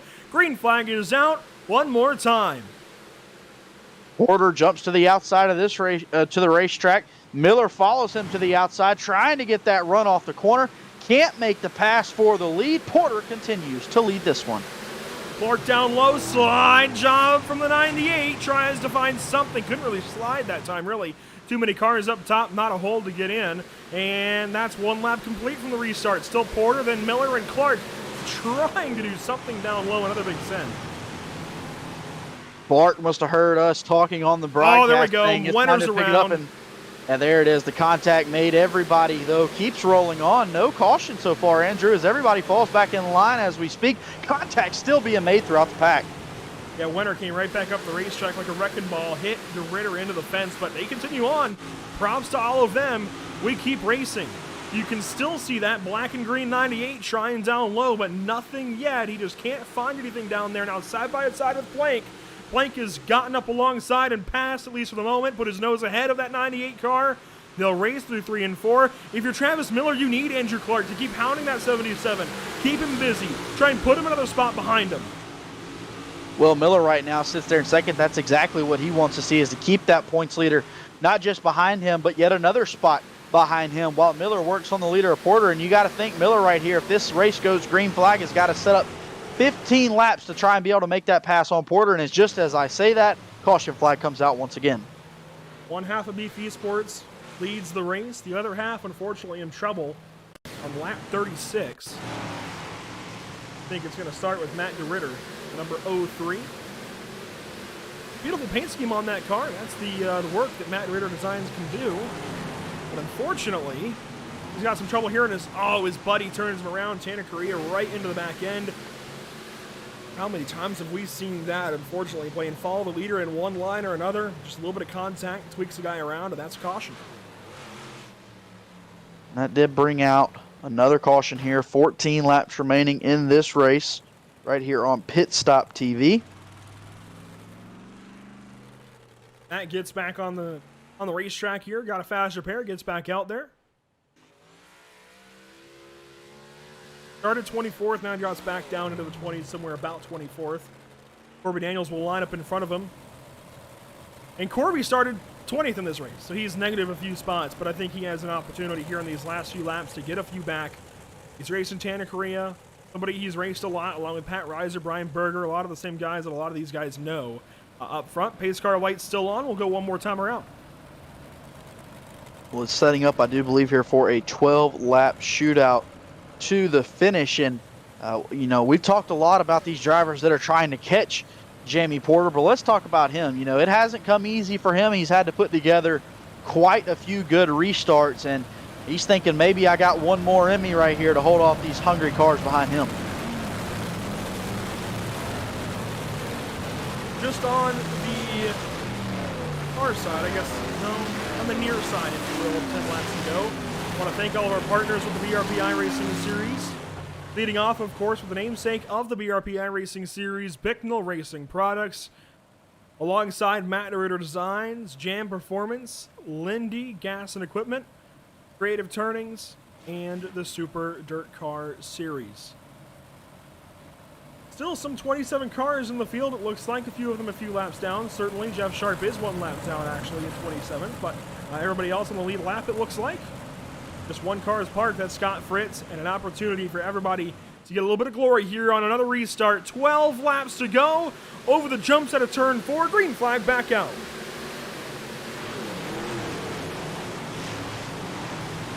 Already contact. Hackett's around. And oh my goodness, the carnage behind. Pereira rolling. I think that's Sider. They're still crashing. Oh, no, we still want to keep crashing. It looks like at a turn 2. Went in at Berger. We're still going to crash. Sider now gets turned around. Are we done? I think we're done. Yeah, I think so. I wouldn't say it just yet. You never know. Well, okay, we're done with that crash. We're done with that crash. We at least had a few seconds in between, you know. Reset a little bit. The incident counter gets a moment to refresh. And what in the heck happens here? I think, if I had to guess, this starts with Mike Winter, who I initially saw spinning. Winter deep into the corner. No, that starts with Hackett. That's right.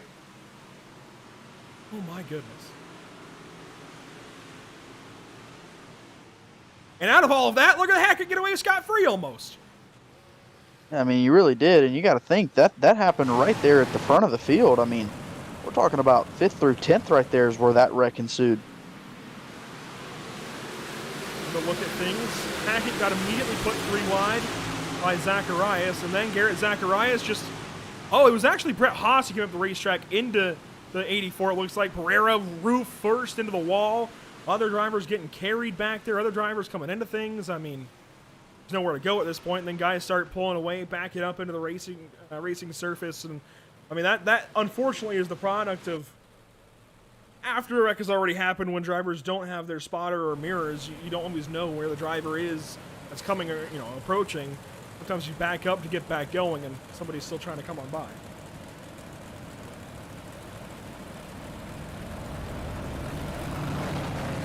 So Andrew, as a dirt car announcer, I will say whenever we get under 10 laps and a caution flag comes out, any kind of shootout in that style is what we love to see. It's typically the most fast-paced, best hectic racing you will see We're looking at 8 laps to go right now. When they come back around again, it'll be 7 laps to go. Double file restart, side by side. You can't beat it here, right here on Pit Stop TV. We're getting ready for a shootout for the ages right here at USA International Speedway. Race 7 of 14 on the season.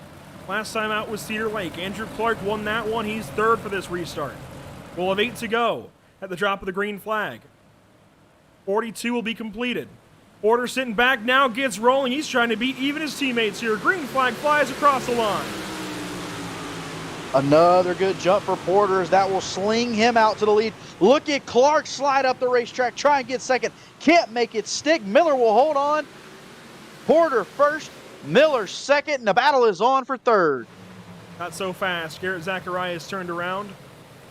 And, he throws the car into the wall a little bit there.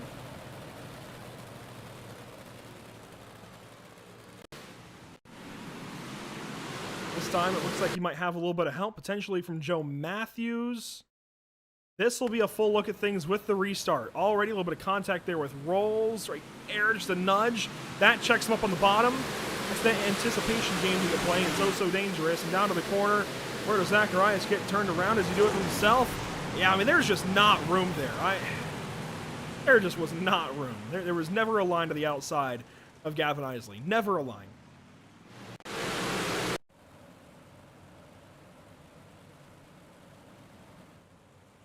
This overhead should show what I mean. He checks himself up on this restart. This anticipation game, that's the game you play, right? It either works or doesn't. In this case, it doesn't work. But then he goes to the outside of a car that's already on the outside. There's never going to be a line there. Never, ever is there going to be a line there. You fill that gap with a real car, and you're replacing clips. I mean, you're bending a frame. You put a car in that position in real life, you're bending a frame. Yeah, I agree with you right there as we click down with 5 laps to go here. And that's what you'll have, as you mentioned. And Zacharias having to pay the price for that right there. And I don't want to get too, as a driver, if I'm Gavin Isley and I'm getting hit there, right, that's infuriating. From our point of view, we get to see every angle of it. We get to see it all develop. And, Garrett Zacharias is a race car driver. He's trying to go for a spot. I get it. Ayrton Senna did the same thing. But you do want to look for quality passes. Even inside of 10 to go, you don't want to have to lose these laps. And it's losing laps not just for yourself, but for everybody else. You can sit behind a guy for a corner and set him up, get a run at him, and then pass him. And it's just that kind of quality passing that everybody's looking for in this race. Nobody wants to sit here and have extra caution laps when you just don't need it. And, fresh off a restart, you can wait a corner. It's fine. That's the kind of stuff that we want to see out of drivers, is to just wait a second. Set up a quality pass. And that kind of antsiness, unfortunately, is what wastes a few laps for these guys up front. Travis Miller could use those laps right now. He's only going to have 4 now to try and beat Jamie Porter. The time is gone for Travis Miller. He's got to go. Single file here, and green flag back out up on the bars. Beagle goes down low. Plank with him. So Plank is even falling back to 5th. Clark, a slider for 2nd. He's going to have it. Crossover move by Miller right there. Down the backstretch, side by side. Miller down to the inside. But Clark's got where he wants to be, right up there on the outside. Miller going to try a bit of a slider there. Contact made. He'll push Clark up into the wall. Everybody keeps going. Plank down low, I think. No, that's Beagle up to 3rd place now. Beagle making a happen down on the bottom side. Contact, Porter's in the fence. Lead change. What is happening? 2 laps to go this time by. We've got 3. Miller, a slider. The Thriller's got the lead. 3 wide for 2nd, 4 wide for 2nd. Porter on the outside. Clark in the middle. Beagle down low. They sort it out now. Porter and Clark, they both point for a slider. They try it. They miss it. Miller out front. He'll hold on to the lead down the backstretch. Clark and Beagle. Porter falls back outside the top 5. What a change of events as we work towards the white flag. Jamie Porter is dropping like a rock. White flag is out, presented by Tucson Sound Art. Travis Miller, the leader. It's Clark in 2nd. Do we see a last-second slider attempt? Hilton is up to 3rd, running that cushion, ripping that lip. He's going to try for 2nd this time. White flag down the backstretch for the final time. What has just happened? Clark now up top. Hilton hits him. They're both going to crash. And across the line, Travis Miller, an uncontested victory. Second goes to Beagle. Third, I think, goes to Rolls. What in the heck just happened? What a race. What a 4-lap shootout to the finish. And the cream rises to the top as always. The 22 car of Travis Miller, the winner here at USA International Speedway. Have you ever? No, I have never. They had 3 or 4 crashes at once. Most of those ended in racing. One of those ended in heartbreak for second place between Hilton and Clark in the final corner. I'm at a loss for words. I'll tell you what, Andrew, I can't wait to talk to these drivers and know what it was like to be in the middle of all of that. Let's look a little further back here. This is where it all gets kind of going 3 wide. Overhead shot, I think, is going to be the winner. This is where Porter has problems. He just gets in deep on the cushion, on the wall, jumps that cushion, I should say, loses the lead. They're 3 wide out of the corner for a moment. Miller's down low. This is where he takes a shot for the lead. Way down to the bottom side. Slide. John works for Miller. 4 wide down low behind him. I don't know what in the heck happens to Porter. Now, he did recover to 5th. They both drive down to the bottom with Clark. There's Beagle. Plank behind. That's what happens to Porter. He ran in the back of Clark. Beagle and Clark through 3 and 4. Plank down low. Rolls there. Haas was even in it. I mean, Brett Haas finished 6th. That, I think, was white flag. Just look at this battle. Plank got the run there on Beagle. Tripped up. This is where the excitement got really good. Hilton rolls this top side like never before. Gets into Clark, who hit the wall. And then these 5 guys come to the line. Let's watch this in slow-mo. It's going to be Beagle easily across the line in 2nd. But it's this battle for 3rd that gets really interesting. And across the line, it's going to end up being Rolls. But how? There's the boost that does it. Porter hits him. Bump drafts him across the line. How about that for a little bit of dirt racing? Fantastic. And you got to think, too, right there. Those drivers, that was your points leader. Plank in 3rd place overall in point. Rolls, every point matters, every position matters, and all it took was a bump draft at the line to get Rolls into this podium finish right there in 3rd. When you signed up to commentate these 2 races, did you think we'd have a bump draft finish down at USA to finish it out? You know, it's not very often you see bump drafting in dirt racing at all, but you know, I'm very happy. Right, and I'm very happy it did because it shows how well these drivers are behind their sim rigs, and just a fantastic finish overall. Still, you can see even after the checkered flag, Andrew, they're still battling as if the race has continued on. I want to watch this back slow-mo from Porter's point of view. That's what we were trying to do there, and I'm going to be honest, I kind of missed it. This is my cue. This is the look at things. This, I believe, is coming to checkers. You'll see Clark in the fence. He gets hit on the far right side. They all bundle up down low. And watch this run Porter gets. And Porter's just going to take it and give Rolls a shot, especially when they bump, they hit across the line, puts Rolls out front.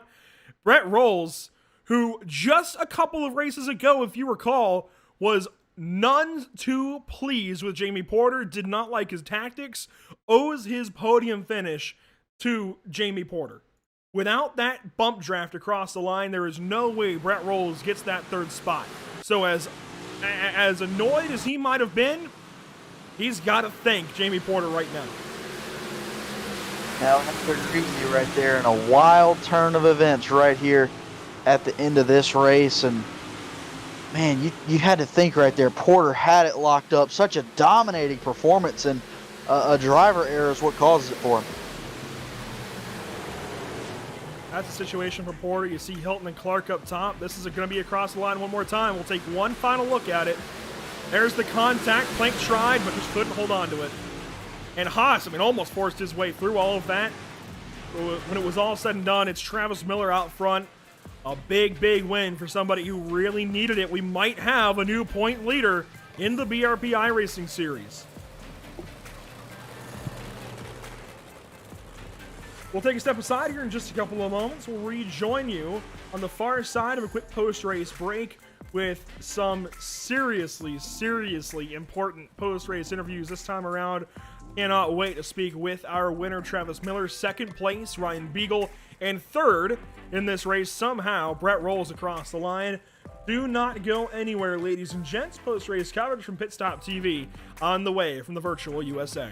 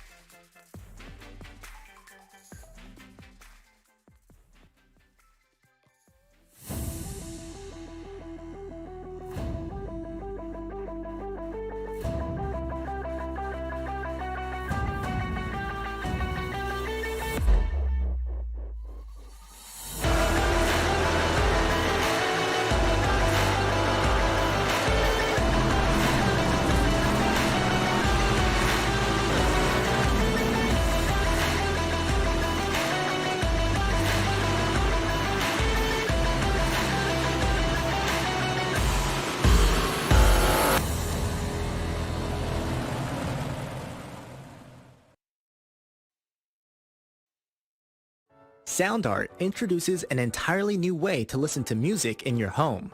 By combining the best of two products, a revolutionary high-fidelity, low-profile Bluetooth wireless speaker with beautiful artwork. Select from a library of artwork or upload your own photos to personalize your experience. Sound Art ushers in an era of invisible, beautiful, and amazing sound throughout your home and redefines your entire entertainment system. The need to reclaim your floor space and rid your home of unsightly speaker boxes that need to be bolted to the wall is now a thing of the past. Our canvas is printed on high-quality permalite by Breathing Color. And select from our gallery or upload your own. Standard sizes include 16 by 20 and 18 by 24 canvas wrapped. Custom sizing is available, as well as surround sound options.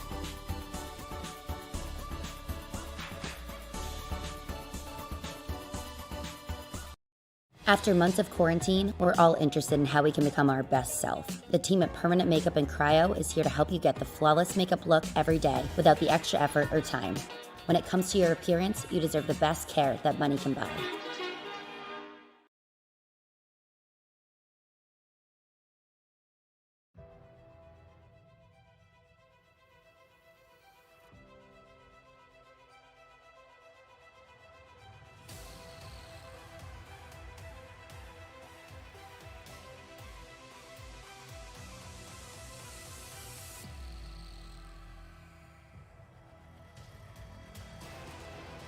Welcome back to the virtual USA Speedway. USA International Speedway, I should say. Defunct, closed back in 2008, torn down in 2010, and officially turned into a warehouse in 2012. Unfortunately, this place no longer hosts any kind of racing that is not on the iRacing.com platform. Now, free-for-all members, USA International Speedway serves as a rookie paved oval and dirt oval racetrack, 3/4 of a mile and 3/4 of a lot of action each and every time around the four corners. It was a whole lot of fun this evening with the BRP iRacing series. 50 laps done and dusted. Travis Miller, your race winner. I'm gonna be honest, nowhere in the first 25 did I think it would be the 22 car. I thought something else would happen. That said, it's the thriller in victory lane. Travis, what just happened? I'm not too sure. Just got the right opportunity there on the top with Porter, kind of missing his footing there on the top, and was able to get on by. It was a little dicey down the backstretch. We were, I think, 3 wide, and all of us were in the slick, just kind of spinning our stuff. So it got a little tight, and then sliders were thrown, sliders were received, and we got the lucky end of it.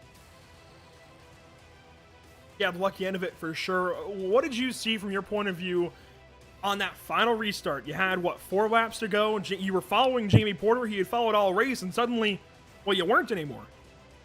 Yeah, I was pretty content with just following Jamie. I think if you went to the bottom, it was kind of a death sentence down there. It was good enough to keep up, but you definitely weren't going to be able to make a pass. And lucky enough for us, he made a mistake up there, and we were able to get beside him and get around him, and then just kind of led till the end of the race there, and that was that. I have to ask, I know you're, one of the Beef Esports drivers. What does this mean to win the Beef Esports 50 at USA? Definitely a big win for sure. I mean, Beef puts a lot into this, and we put the Beef Esports on the recorder just for this race because it was his race, and I haven't actually won a modified race since we've been doing the 2 seasons, so it's nice to finally win one. I love racing at USA, and love that we were able to park in Victor Lane for him. It's a stat that I hadn't really considered yet. It kind of felt like you hadn't won one yet, but you finally crack into victory lane. You finally break that seal, if you will. What does this mean then? A lot of races coming up. Kokomo next week. I seem to recall a certain 22 car being good last time through at Kokomo. Yeah, hopefully we can just keep the momentum rolling. We were pretty good at Kokomo last year, made a couple mistakes, and kind of gave the race away. But I think this whole season's been, we make a couple mistakes and give the race away. So hopefully we can just capitalize on not making any mistakes and be consistent. And hopefully we can just keep her going. That's Travis Miller, 3 laps led on the night. That's kind of a wild stat when you think about everything that went on this evening. Congratulations to you, Travis. A really, really big win, especially with the points. And actually, let's even stop the congratulations for a second. How about the points battle? You come in 3 points south of Brandon Plank tonight. I think you're leaving a few points north. Yeah, hopefully we got the lead there. It'd be nice. He's definitely a threat every week. Same with Brett. He's always in the top 3 as well. So, it's nice to finally get up there and not have to be chasing. But it definitely isn't over yet for sure. Travis Miller knows this season is far from over. Still a whole half of the season to go. This is halfway. Congratulations this evening, Travis. Finally breaking through for a race win in these big blocks and finally getting one this season. Congrats to you. Live it up. We'll see you next time at Kokomo Speedway. Yeah, guys, for sure. Have a good one. Travis Miller finally getting things done. You got to feel pretty good for him, but one guy comes up just short in all of that craziness, all of that chaos, and that's Ryan Beagle. Yeah, Ryan Beagle brings it home in second overall here at USA International Speedway. And Ryan, you bring it home in second, but take us through a very eventful race. 50 laps it was, an eventful race, and your charge up through the field and to the front to bring it home in second. Yeah, we haven't had much luck to pass, pretty much all season, and tonight we were just in the right spot at the right time every time the caution come out, and we just were lucky enough to miss some of that carnage and make our way to second somehow. Well, Ryan, your low today was 18th, but you brought it home in second, a hard charge through that field. Take us through what it looked like from your standpoint under those last 4-lap shootouts when it seems like a lot of things started to change and drivers swapping positions, contact made, and you had to drive up through it. Take us through what it looked like from your standpoint. Yeah, I could see they were all kind of sliding each other, and it didn't look like it was going to end well, so I just figured I'd just try to run the bottom and do my own deal. I missed it. I don't know how many times there last 2 or 3 laps, but it worked out for us. So it just one little missed step by one of those guys, and who knows, we could have won it maybe. Well, like you said, a second place, obviously not the win you were looking for, but a great momentum-building race, a podium finish, second overall. What can a run like this do for the remaining portion of the season? Oh, hopefully we can string a few together here and maybe get a win and win in this series. We haven't got one yet, but maybe we'll get there one day. Well, Ryan Beagle brings it home in second. You heard it here. He's still chasing that win in this series. Perhaps it is on the horizon and he can carry this momentum into next week. Ryan Beagle might have finished second this evening, but it's the guy right behind him that I think is going to have the most compelling interview of the evening. Brett Rolls comes through, and with the help of somebody that maybe 2 weeks ago he wasn't the biggest fan of, finishes third. Brett, let's get right to it. You had some strong words at Knoxville. This evening, those strong words kind of come back to bite you in the rear, but just enough to push you across the line for third place. What happened there at the end? Well, to be honest with you, I'm not quite sure. We were pretty much struggling all night. We felt pretty good in the heat race. Thought we had a good car to contend for the heat, just kept getting stacked up with people. Feature time, it just, I don't know, car just didn't seem to have any grip other than on the bottom. And with the top side being as dominant as it was, we couldn't really make as much passes as we'd like. But yeah, those last couple of laps, they were just chaotic. I mean, there was cars just sprawled out everywhere, and coming into 3 and 4, they're coming to the checkered. I saw everybody get real close real quick, so I just kind of saw a group of guys on the bottom and a group up top. So I'm like, all right, well, we're gonna go in the middle, and hopefully they kind of just keep the fees split a little bit, and we were able to squeeze through there untouched. Just barely squeezing through, but contact with Brandon Plank coming to the line. Eventually, Jamie Porter is the one that pushes you across. Bump drafting. Didn't think I'd see it in a dirt race, but it helps you tonight. That's going to help you in the points. What does this mean then? Maybe going for a championship. You were hanging just behind, but now you might be right there with Brandon Plank. Yeah, first and foremost, I do want to apologize to Brandon. I got a little bit too sideways there in the slick. Kind of hung me up there on his right foot. I wasn't intentionally trying to run over him or anything like that. But yeah, I mean, that little bump in the back end kind of gave us that little bit of an oomph that we needed. Got I think another point or two on him in the heat race. So, I mean, we kind of gained a little bit on Brandon, but lost a little bit on Travis. So, but that's pretty much just how the season's gone. You know, those two guys, you know, it doesn't matter where we go, whether they're having a bad night at the beginning like Brandon did last week, or if they're up front each and every week. I mean, these guys are consistent, and you know, it's going to come down to, I honestly think, the drop to determine who's going to be the champion this year.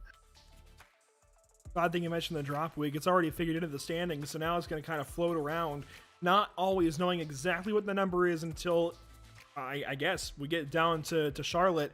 How do you try and play that drop? For example, we've got Christmas this weekend and no week in between. We're right back to it on Monday with Kokomo. How do you try and balance that? Of course, everybody wants to go spend their Christmas. Do you practice it all through Christmas a little bit? Or, how does that work going into Kokomo? Well, to be honest, unlike many drivers, I don't really get on much during the week. I've got other stuff that I've got going on, so I don't really get as much practice time. I pretty much just show up on race night and give her what we got, and whatever we can come away with, we come away with. This week with it being Christmas, it's going to be a really big mix-up in points next week for people that maybe aren't exactly going to be here, whether it be due to family obligations or whatnot. So it's going to be kind of interesting to see how things go from here with the point. Well, buddy, congratulations on another podium. This season's certainly looking pretty up for you. You're at least in the battle for this championship. Best of luck to you at Kokomo next time out. We'll see you there. Alrighty, thank you guys. Brett Rolls, I think a whole lot happier than he was at Knoxville a couple of weeks ago. Really, really solid run. Quiet run, I feel like, for him and a lot of the other guys around this top five. Really, all the noise was made a little further back with those 3 wide, 4 wide situations, Caleb. But when it was all said and done, Jamie Porter drops on down, gives the lead up to Travis Miller. Beagle comes on through for second, and of course Brett Rolls for third. The full results coming up here. 4th place goes to Brandon Plank, 5th to Jamie Porter, as mentioned, and then Brett Haas, Joe Matthews, Alan Slate, Gavin Isley, and Mike Wenner, your top 10. Down of 11th through 20th here. Pat Reiser brings it home in 11th. 12th, Brett Fisher. 13th, Dean Reynolds. 14th, Tanner Correas. 15th is Kyle Wendt. 16th, Dennis Cardinal. 17th, Michael Hackett. 18th, Matt DeRitter. 19th, Garrett Zacharias. And 20th, Tyler Joshimbowski. Fall back down to 21st position, and it's Brian Berger occupying that spot in the number 60. Jeff Sharp, 22nd. Dan Sider in 23rd. The final car rolling at the end, at least rolling to the checkers, was Corby Daniels. It looks like Andrew Clark and Adam Hilton both drop on down, do not finish that final lap of the race, and will finish 25th and 26th as such. Richard Pereira will take 27th, and Scott Fritz, the final of the extra 2 spots. Kind of surprised that we had 28 cars in the field tonight. Wonder if that might be a trend we continue with at some of these big tracks, but 28 cars gets it done. Fortunately, Scott Fritz 30 laps down. Caleb, what do you make of race number 7?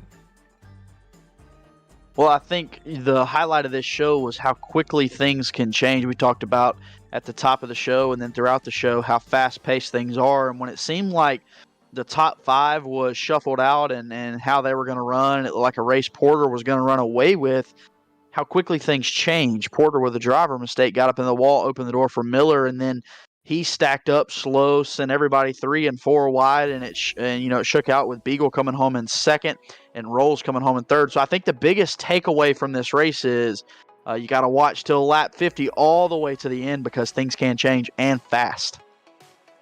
Yeah, they changed and fast in this evening's running of the Beef Esports 50. A big shout out to Beef Esports coming on board for this one. Certainly do appreciate all of the time and effort put in by Beef Esports and everybody else in the BRP iRacing series. Of course, Matt DeRitter Designs alongside Bicknell Racing Products, as well as Jam Performance, Lindy Direct, Creative Turnings, and the Super Dirt Car Series. To tell you just a little bit about each of these partners, they all do so much work, but MDR Designs is your one-stop shop for all things graphic design.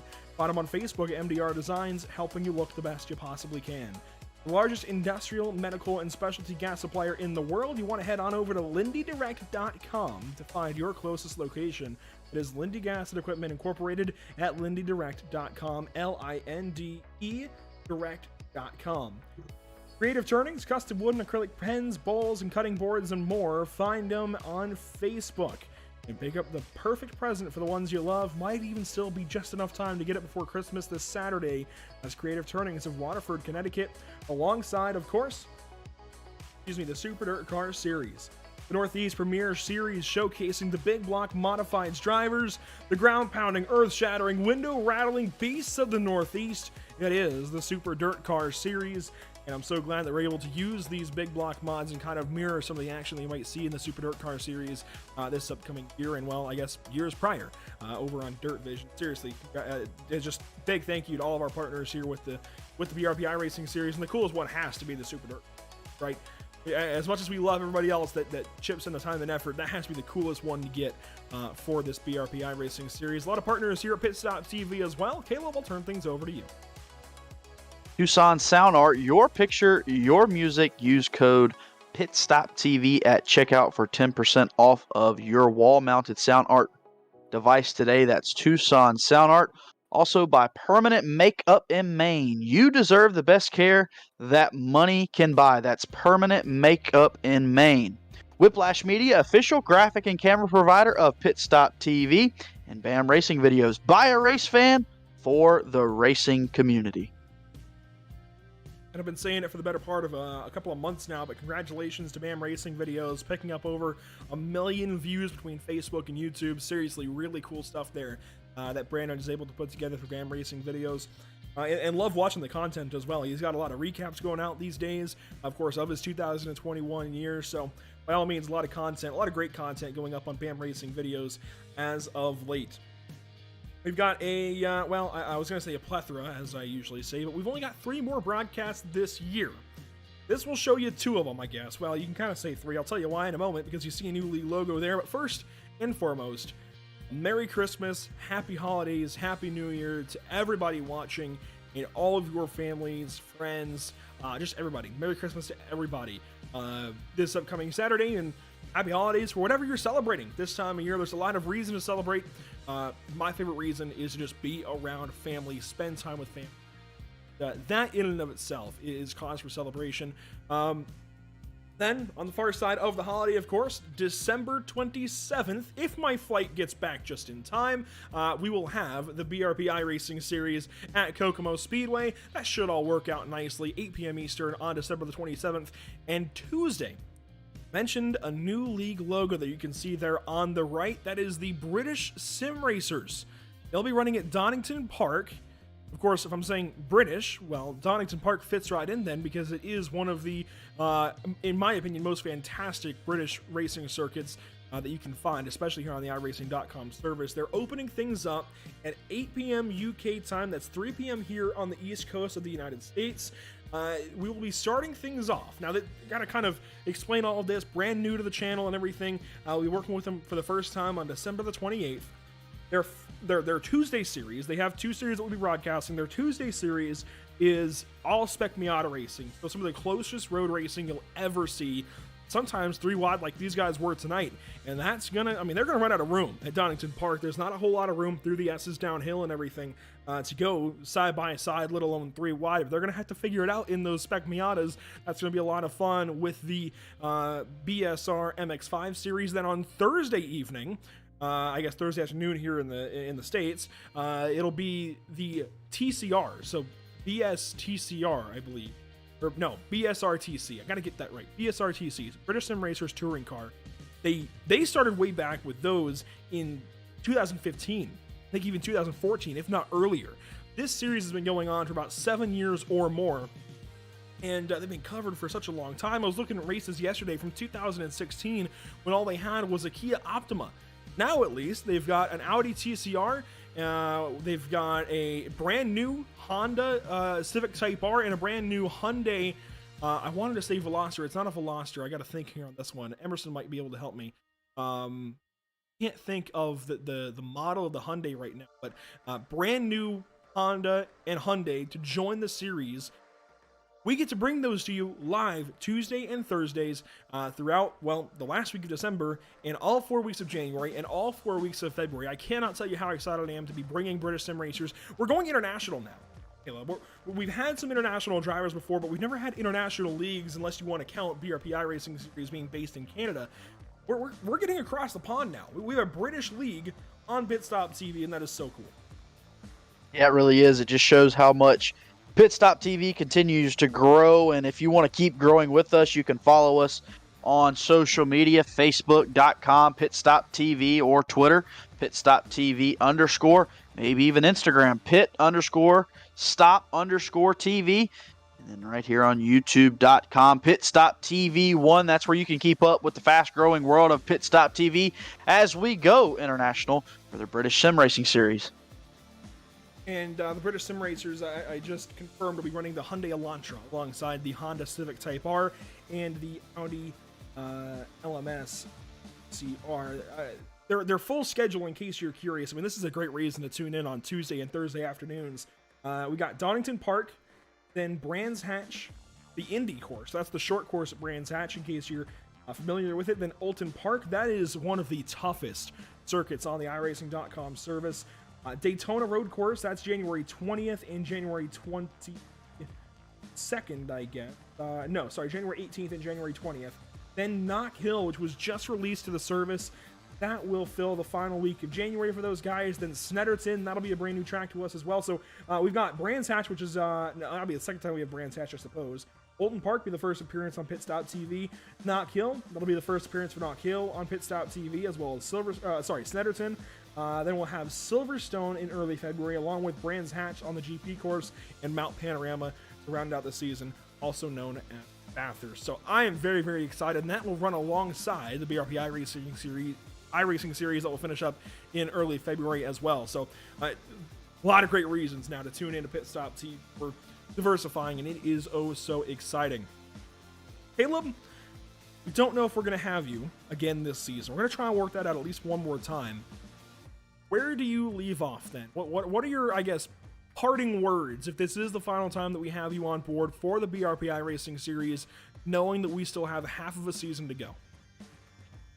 Well, I think that really the season for these BRP guys is just beginning. I think we're in the thick of it now.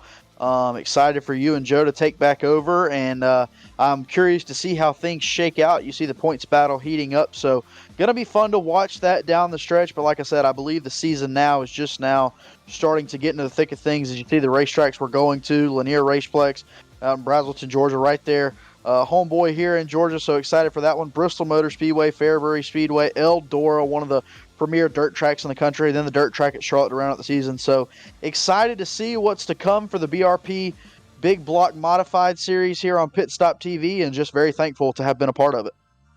Very thankful to have had you along for the ride. It's been a lot of fun these last couple of weeks at Cedar Lake and now USA International.